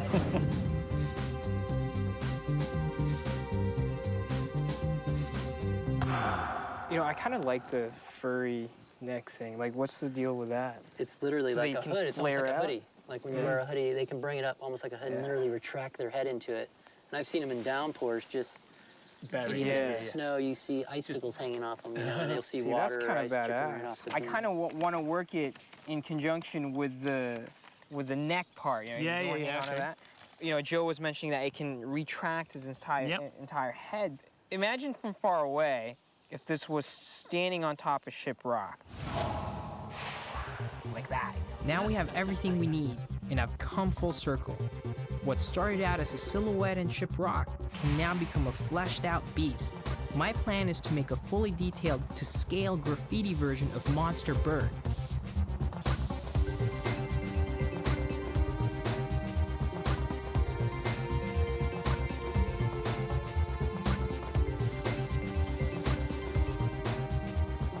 Take the head, wings, and eyes of a condor, the beak and forelimbs of a pterosaur, and the gripping claws of an owl.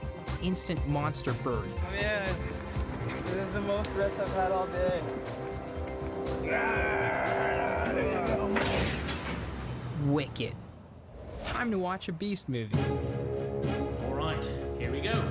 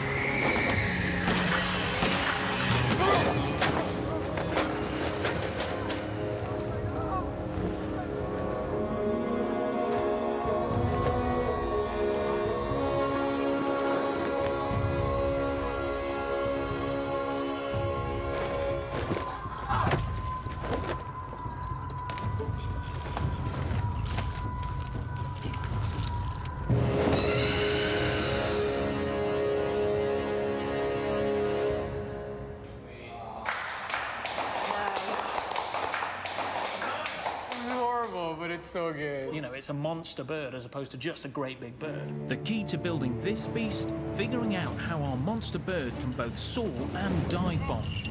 By giving our monster bird the ability to launch into the air like a pterosaur, soar with condor wings, and clutch its prey with owl talons, we've got ourselves a beast legend. In this episode of Beast Legends, the hunt is on for a deadly dragon. Start with a 500-year-old story. There's a dragon. Add mysterious footprints. People have been finding these footprints all over the place. A slice of swamp monster. Wait, don't put your hand down on the... 1 cup of cave creature. Stir in fear from a forest.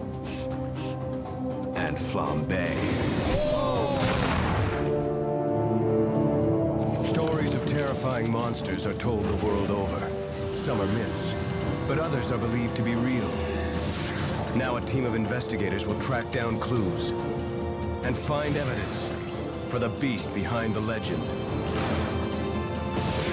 The quest to build the creature,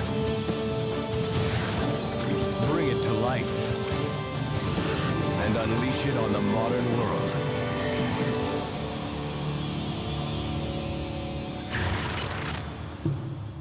Steve and Francis are in southern Poland on the trail of a fire-breathing beast. The rest of the team are in the Beast Lab, searching for the origins of the legend. So dragons, possibly the best beast legend of them all, really widespread around the world, but some of the best ones are in Europe, and there's a particular one in Poland that I think will be really great to follow up on, Smok, the dragon. So let's just check out the legend. A Polish kingdom is terrorized by a deadly dragon named Smok. It scorches fields and devours herds. Only the sacrifice of virgins appeases it. The king decrees that he who slays the beast shall inherit the throne. Many warriors try to pierce the dragon's scales, but fail.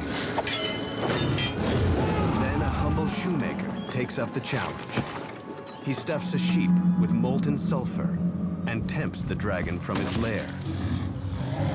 To douse the burning pain, the dragon, Smok, drinks half a river and finally meets its end. You know, with these things, I always just think, what incentive to lose your virginity that you can't be fed to a dragon? This story has inspired the team to imagine what this beast might be and to bring it to virtual life. I mean, we've got wonderful images here of dragons from all over the world. British dragon, the Asian ones as well. What most of them tend to have in common is wings and breathing fire.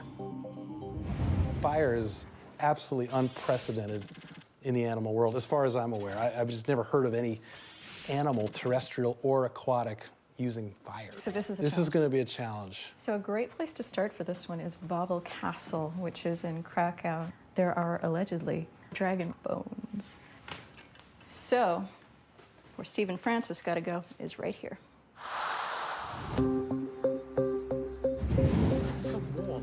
Francis and I are here in Krakow, Poland, to find the famous Smok dragon bones at Wawel Castle.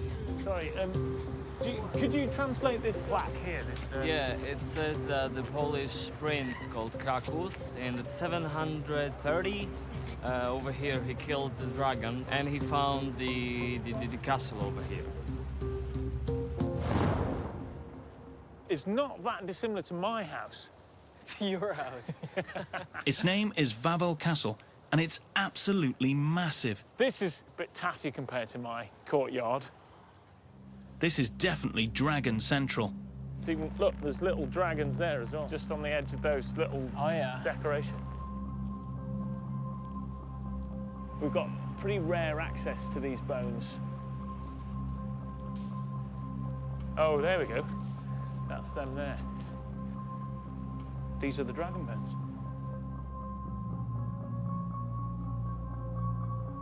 For centuries, the bones of a dragon named Smok have hung on this cathedral wall, or so they say. It's kind of weird though, how There's just these bones hanging in front of a cathedral entrance. Can't really see the top. We're gonna have to get a closer look. I believe there's a ladder somewhere. This is a sacred place. I think what happened is that they found these bones and they had absolutely no idea what they were. But they brought them here because this is a sacred place. They thought these were really unusual bones. They couldn't think what animal they came from, so they assumed they were dragons. If we take some measurements and then you sort of draw me a dragon with those sorts of dimensions, this could help us with a sense of scale. These are supposed to be the dragon's rib bones, skull, and femur. But the only way to know for sure is to get up close and have a look. I think we're going to run out of tape though, that's the only problem. That's 210 to the chain. I know what that is. This big long bone here isn't even a rib. That's a jawbone from a whale, undoubtedly. This is a jawbone. Of a whale. I just want to have a quick, closer look at this skull. Really. I could see how you could think that that head is a dragon head. Well, these aren't from the same animal at all. Yeah, it's really the skull of a rhino. That could be even a woolly rhino, so a really old sort of Ice Age creature. There's only two creatures that have got a thigh bone that big, and that's probably an elephant or a mammoth. Back then, they thought this was the real deal dragon, right? What we should do is, dragon we're gonna create it from what they thought it looked like. We can create the dragon that was in their mind and in their story. Time to find a nice and dry place and pull out the ink.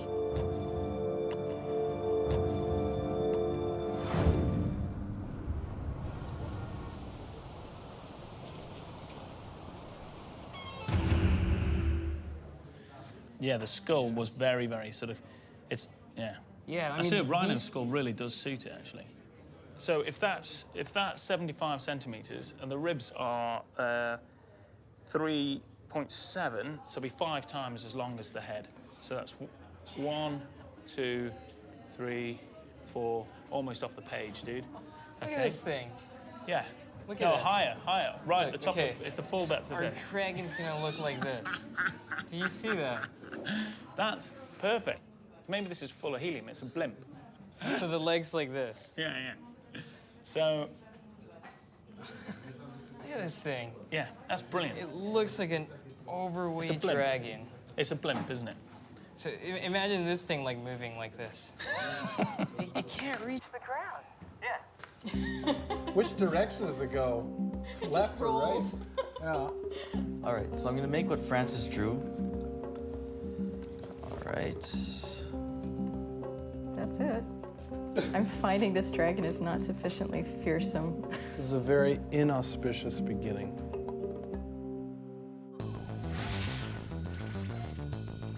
While the Beast Lab tries to figure out what to do with the dragon's body, they've sent us to investigate another dragon clue: dragon footprints. A lot of them just get exposed through weather. With erosion and everything else, suddenly they appear, and that's how, over the years, with humans walking through these woods or whatever, they'll come across these rocks with just a great big footprint in the middle of it. This is cool.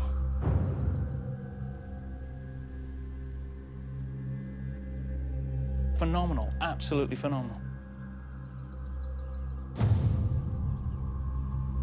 They're pretty huge. Yeah. That's crazy. You've got a good footprint there, one there, and then one there. So you would expect it to be left, right, left, and it's slightly throwing its foot in there, and maybe potentially even moving direction. So it's going boing, boing, boing.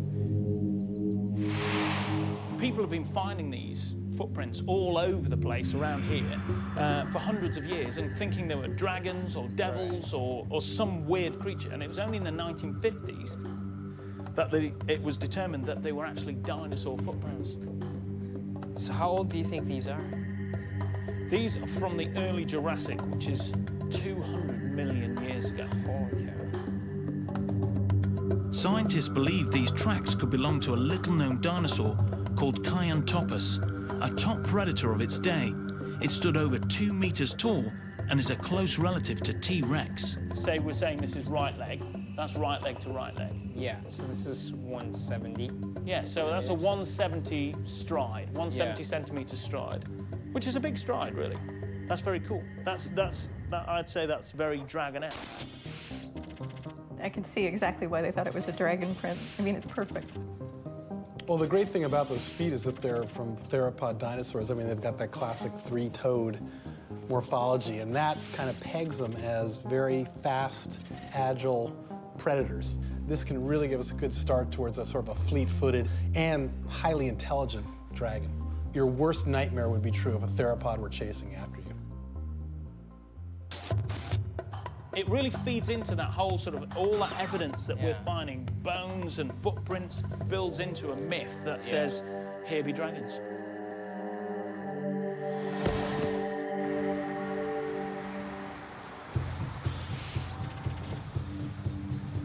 I'm thinking we can start building this dragon from the ground up now, but we've got a long way to go. We know from the legend that our dragon was a killing machine. So Catherine has sent us here to the Jagiellonski University Library to track down some 16th century manuscripts. They might reveal some of the juicy details about our beast.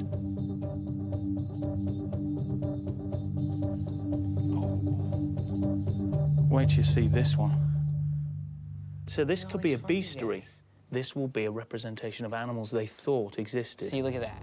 Like this guy, it's a pig reptile. Speculation, you know, there's a lot of unknowns back there. Yeah, absolutely, and that's where people's imagination would run riot, and they build these animals, they build these beasts, and... There's a dragon dragging that guy's body. Oh, God, yeah.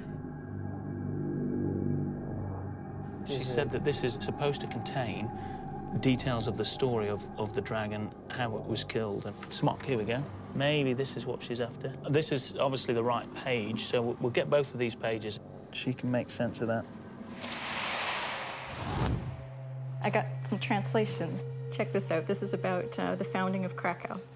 However well, unfortunately, situated the place was, it was infested by a beast called Holophagus, as they call dragons. The Holophagus part is really interesting because it means swallows whole, which I think is kind of an interesting cue about what, you know, the head shape would be like, what the mouth shape would be like, and what the behavior would be like. Absolutely. I mean, I think immediately of either snakes or, even better, alligators. Alligator, what do you think? I think alligator is going to be a good model for this. I think somewhere like Louisiana, where we can actually look at the morphology and how the teeth are placed and what the mouth and throat action is like, I think that's what we're going to have to do. If we want to find out about a creature that swallows its prey whole, Louisiana is the place to be. I'm here on the Cajun Lady with alligator expert Brian Cruther and our swamp guide Dan Bourgeois. If our dragon is to be a perfect killing machine, the alligator's hidden jaws might be just right for the job. How big an alligator do you think we can get up here? I don't know. I'm looking over in the area over there. You know, we got a couple of nice ones. We got a 12-footer, weighs about 700 pounds. Very impressive. That'd be great. To see how much better we get a view of her swallowing a whole chicken. She's coming here. Come on, come play. I would grab a thigh first just to get him over here and get him interested. Call him. He'll come. Here you go. Here you go. Come on. Need a little more force than that. Come here, my friend. Come on. Come play. Come on over here. Come on, here you go. Ryan, you all set? They're coming. I've got you. You all set? 2 alligators coming. Now which one am I going to deal with? I don't want to deal with 2 of them. Wait, don't put your hand out. He's getting mad at you now. He said, you're making me do all these jumping, all this work, and I'm not getting no chicken out of the deal. I want to always be able to see him. Right, okay. So watch when they put his nose up and drop his tail. Okay. Come on. There you go. Get your hand up a little bit higher. Oh, close. Now you got to have the touch. Oh, yeah, go ahead and give him one more try. Luckily, before I use up all the chicken, a massive gator appears out of nowhere. Wow. And Dan decides that he'll feed this gator a whole chicken. Now look what I got for you now. That is a big piece of meat. Come on. A whole chicken. Look at this.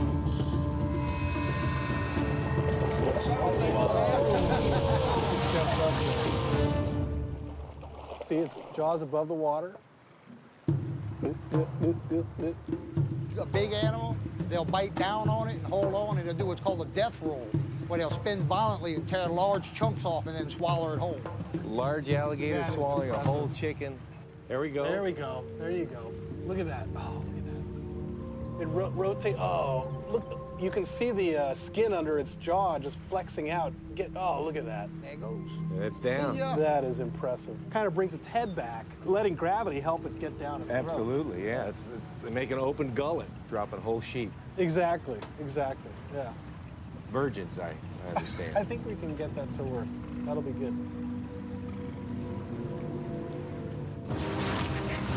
This is the perfect head movement to give to our dragon when it eats its prey.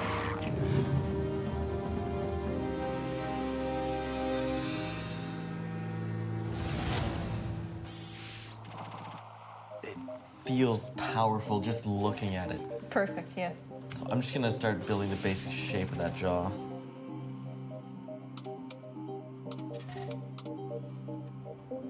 I think this is working really nicely, but one thing that strikes me is that it needs to be even more vicious, basically, because remember, I mean, like, this is the worst thing that these people could imagine, like their worst nightmare. A lot of the illustrations of traditional medieval dragons have serious fangs. We need snakes. So Francis and I have been sent to the best place in Krakow to see snake fangs, the Museum of Natural History. We're about to get a look at a puff adder. It has one of the worst sets of venomous fangs out there. It's big, it's bad-tempered, and somehow we've convinced a snake handler to pull one out for us.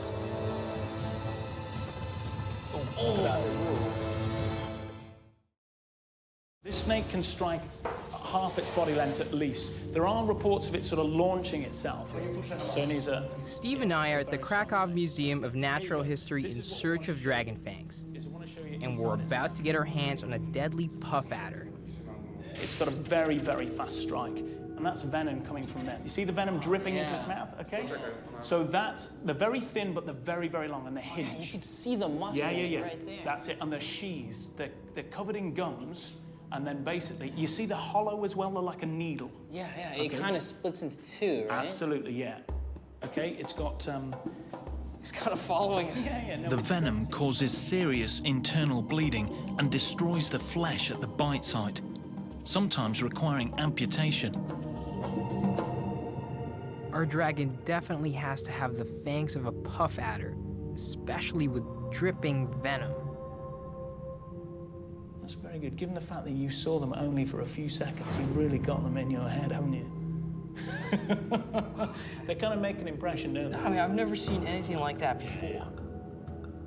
The puff adder can give our dragon more than just venomous fangs. This guy knows how to intimidate. He can puff up to twice his normal girth when threatened. Oh, look at his size. Listen, this is why it's called a puff adder. Oh, it's getting huge. Yeah. They look scary. They are genetically designed to look scary. They're genetically designed to look intimidating.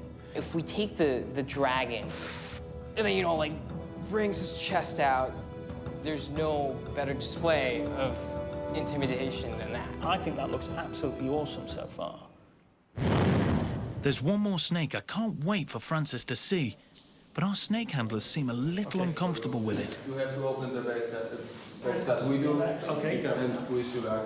Okay. Everything should be okay.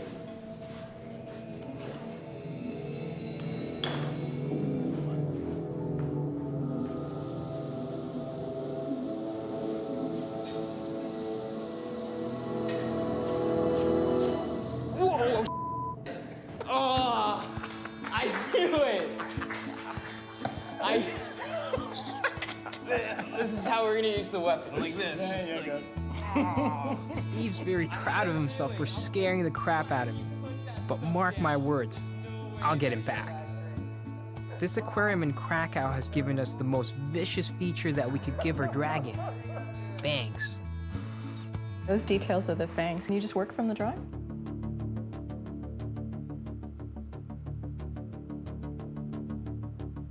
I'm also gonna make the shape more like the snake, because it's got, instead of being completely flat, I'm gonna bring it back in and shorten it a bit.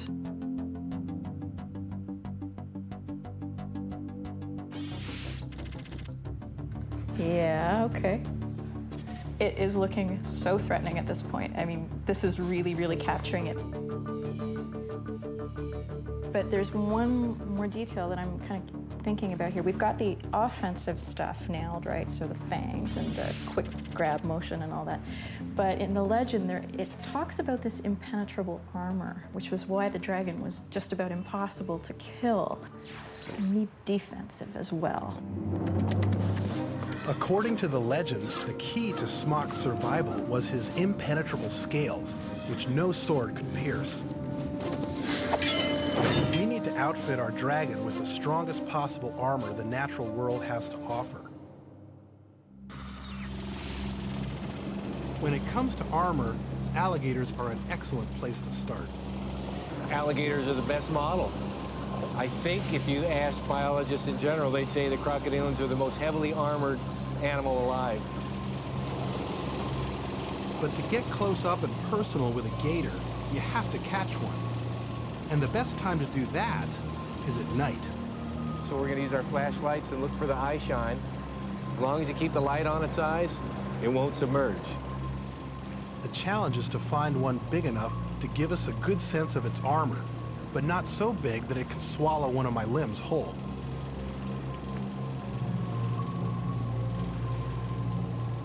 And there's dozens of gators in the water. The night vision will help us see them coming. And the eye shine also tells you something about the size of the animal. So if the eyes are real close, you have a small alligator. When the eyes are this far apart, you know you might be in for something if you're trying to grab that animal.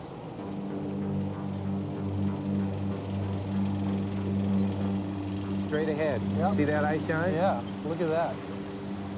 Just went down. There's some eye shine. There it is. Oh, look at that. Look at that, there's one. Straight ahead, right there. There he is in front of you.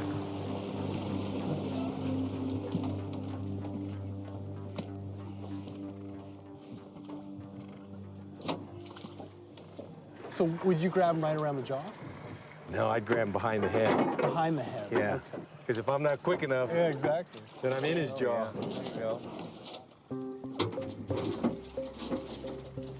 Grab it good behind the head. Wow, that is impressive. So you might want to grab it up there. There you go.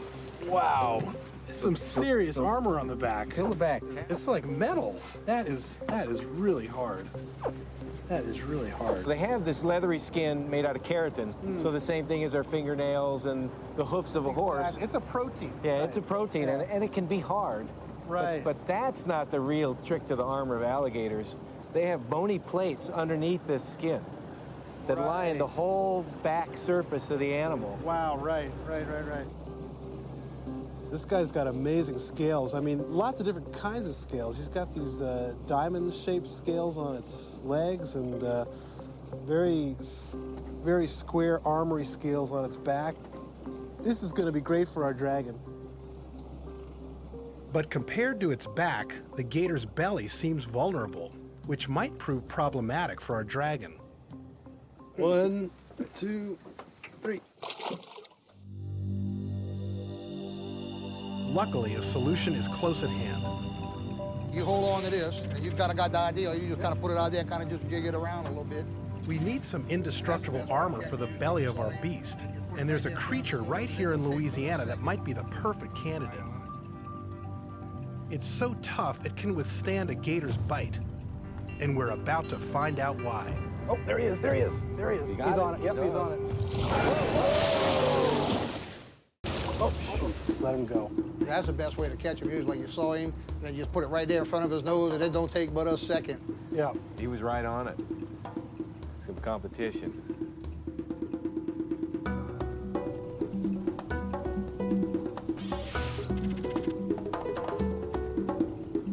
He's swimming towards you. Yeah. Oh, there he is. There he is. He's on there. Yeah. He's got him.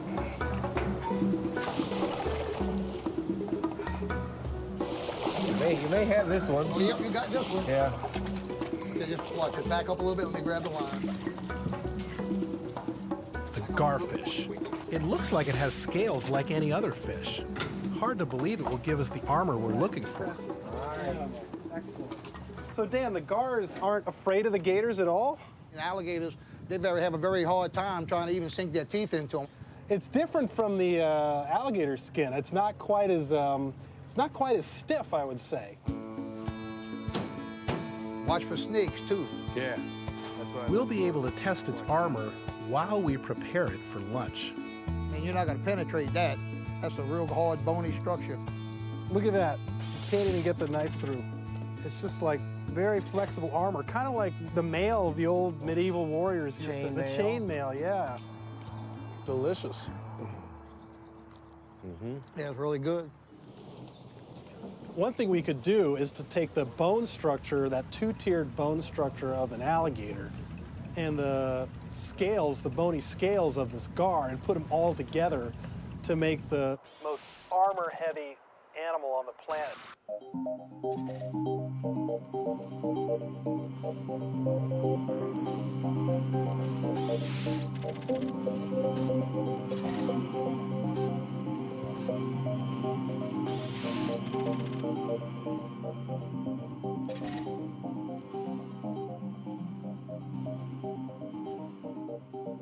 So I think we've got the armor nailed, which is just brilliant, but it's not a dragon unless it flies. When you look again at the classical illustrations of dragons, these don't look to me like your normal bird wings.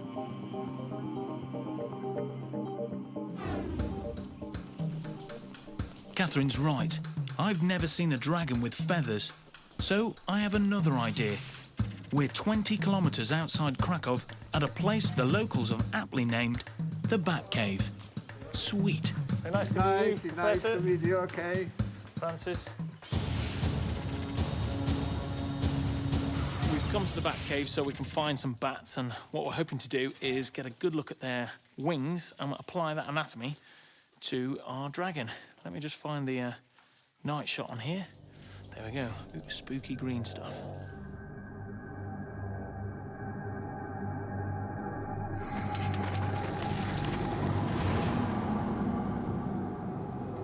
Our plan is to catch a bat so that Francis can have a close-up look at the wings and draw them. This cave is 300 meters deep with high vaulted ceilings. It's the ideal place for bats to hang out and avoid predators. The hard part is finding them in the pitch black, but we might be able to hear one with some help. They're using high-frequency sound way too high for us to hear. So what this thing does is it takes that sound frequency and drops it down into an audible level. Do we turn the lights off? Ah, yes. Yes, yes. Okay, cool.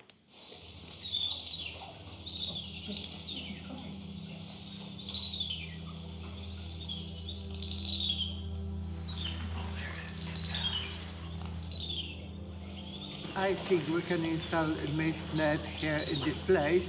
Nylon mist net is not visible.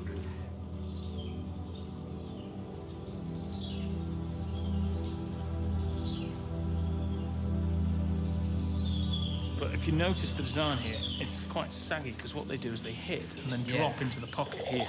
And we must wait for Okay, bats. we wait for Okay. bats. Get, we must go, I don't know how long, tomorrow. Tomorrow. We wait then.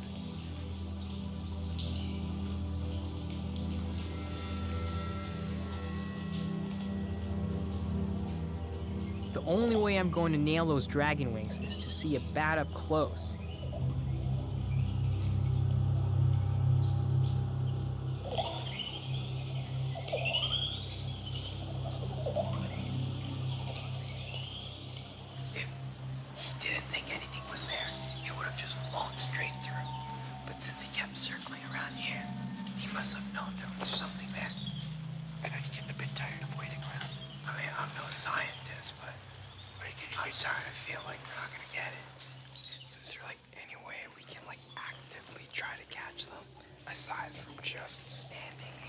have a crack at it yourself. You saw them. Just jump. See if, like a cat. Oh, hang on. Oh, we've got one. Yes. Oh, okay. Oh, excellent. Very nice. Very Oh, nice. lovely. Really lucky. There you go. Look at that face. Oh, So there you go. There we go. We've got a bat, finally. he does not like. No, no, no. He does not like it. Look at his face. Yeah. Check the face out. But this is the bit I wanted to show you. See the wing here? Yeah. Okay. What we have here is you have the elbow here. Okay. Then this is the forearm down to the wrist. And these are the fingers. These are the fingers. So you can see the fingers of this one here is really, really small. There's the first finger, the second finger, third. You can see this is a hand. This is a hand that's turned into a wing. The structure of these bat wings are perfect for a dragon. The only problem that I see is, how big do these have to be in order to lift our dragon off the ground? There we go. Oh, there he goes.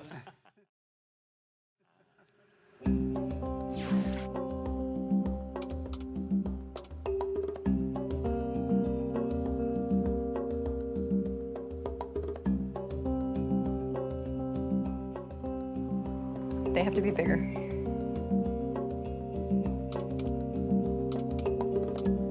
I think that's looking really good. So now that we have a pretty cool model, we need to test it out in the right environment.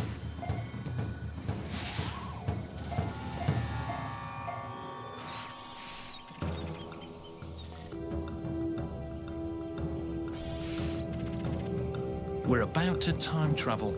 We're entering a place where dragons were thought to hunt and where ancient creatures still lurk. Here you go, watch. Things like wolves, lynx, bison, and wild boar. We've recruited a tracker to help us navigate one of the most ancient forests in Europe.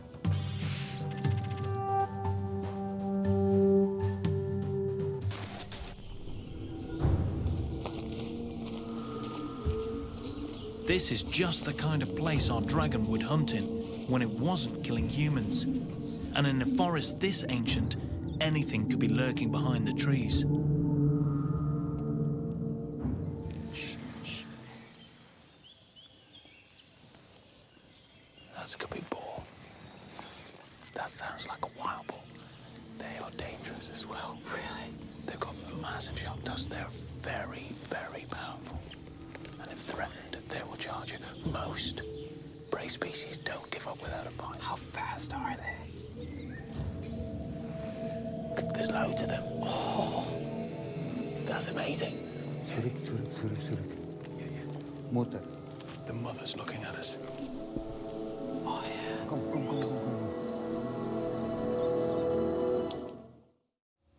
They're big. Quiet. I think they've seen it. Yeah, I see them. There's loads. There's piglets. They're still there. Yeah, okay. I think he's concerned about the mum. Yeah. Because she'll defend her young if she feels threatened, she'll come for us. Right. But you gotta see just how stealthy it's gonna be. Yeah. We didn't get within 100 yards of them.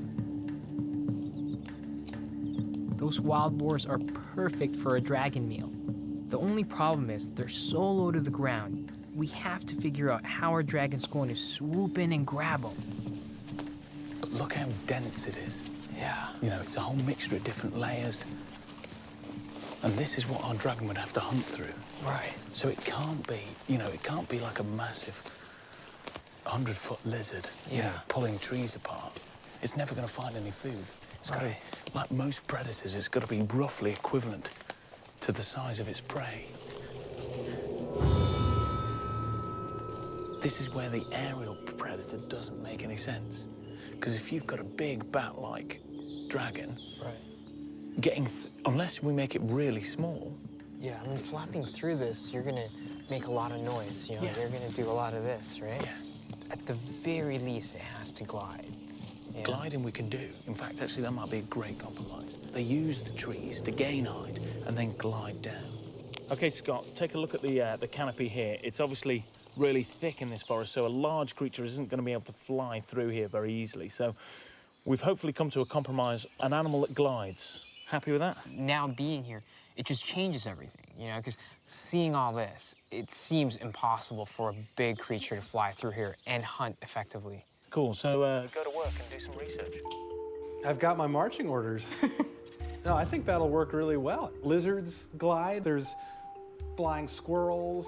Yeah, I mean, imagine this thing, you know, using the forest sort of structurally, moving up into the heights of it, into the canopy, watching for prey like the wild boar, you know, on the ground, and then swooping down from the trees. And, you know, when it's in an urban setting, it can do that to people. I mean, I think that would be really cool. Maybe it has some sort of warning coloration underneath, some bright red or something. Make it red. Red? Yeah. I like red.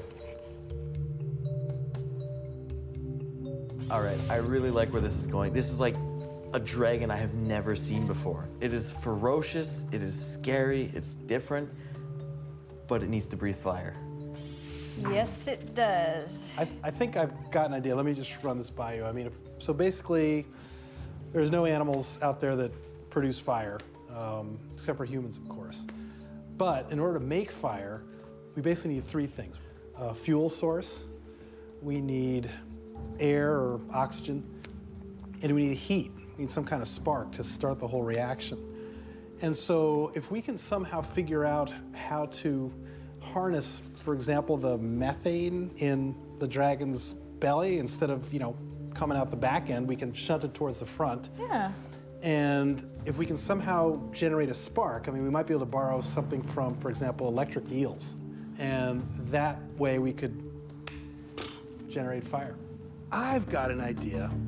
Let's use the hollow snake fangs as conduits for the spark.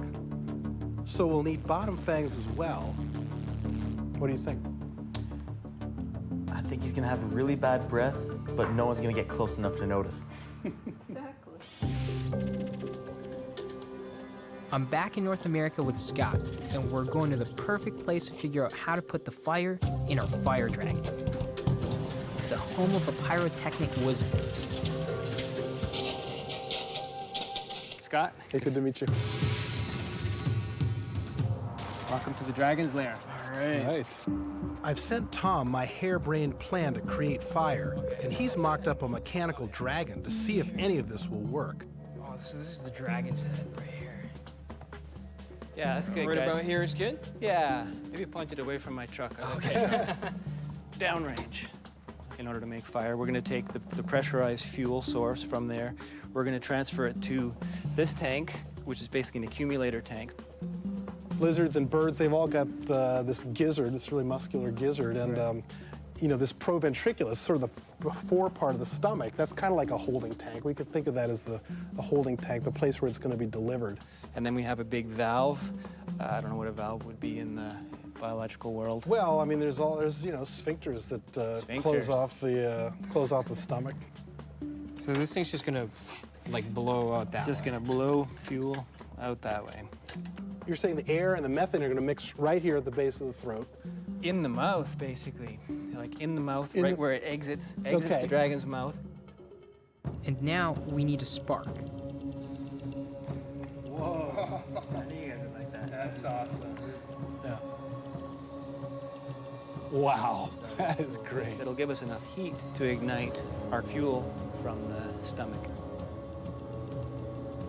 So we're arming the dragon.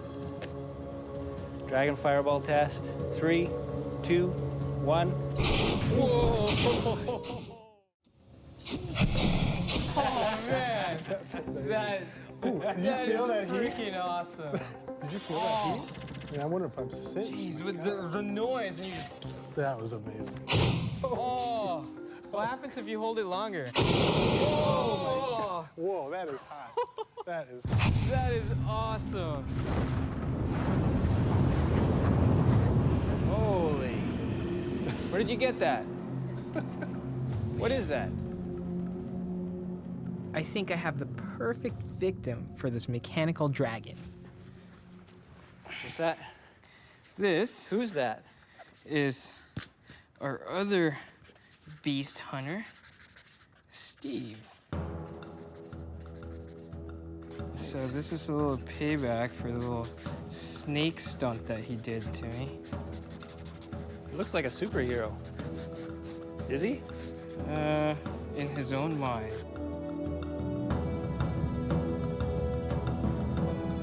All right. See you later, Steve. 3, 2, 1. Light him up! Oh! Oh, gosh. Look at that.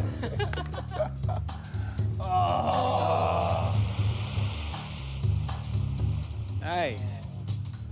I mean, what's crazy is that with all the weapons it has, with the claws and the teeth, This thing would just be maimed. I mean, you just stun them with a bunch yeah. of bursts of fire. Your basic shock and awe. Absolutely. That's so cool. Just one more for the road. Those fireballs were so awesome. I hate to leave, but we've got a beast movie to watch.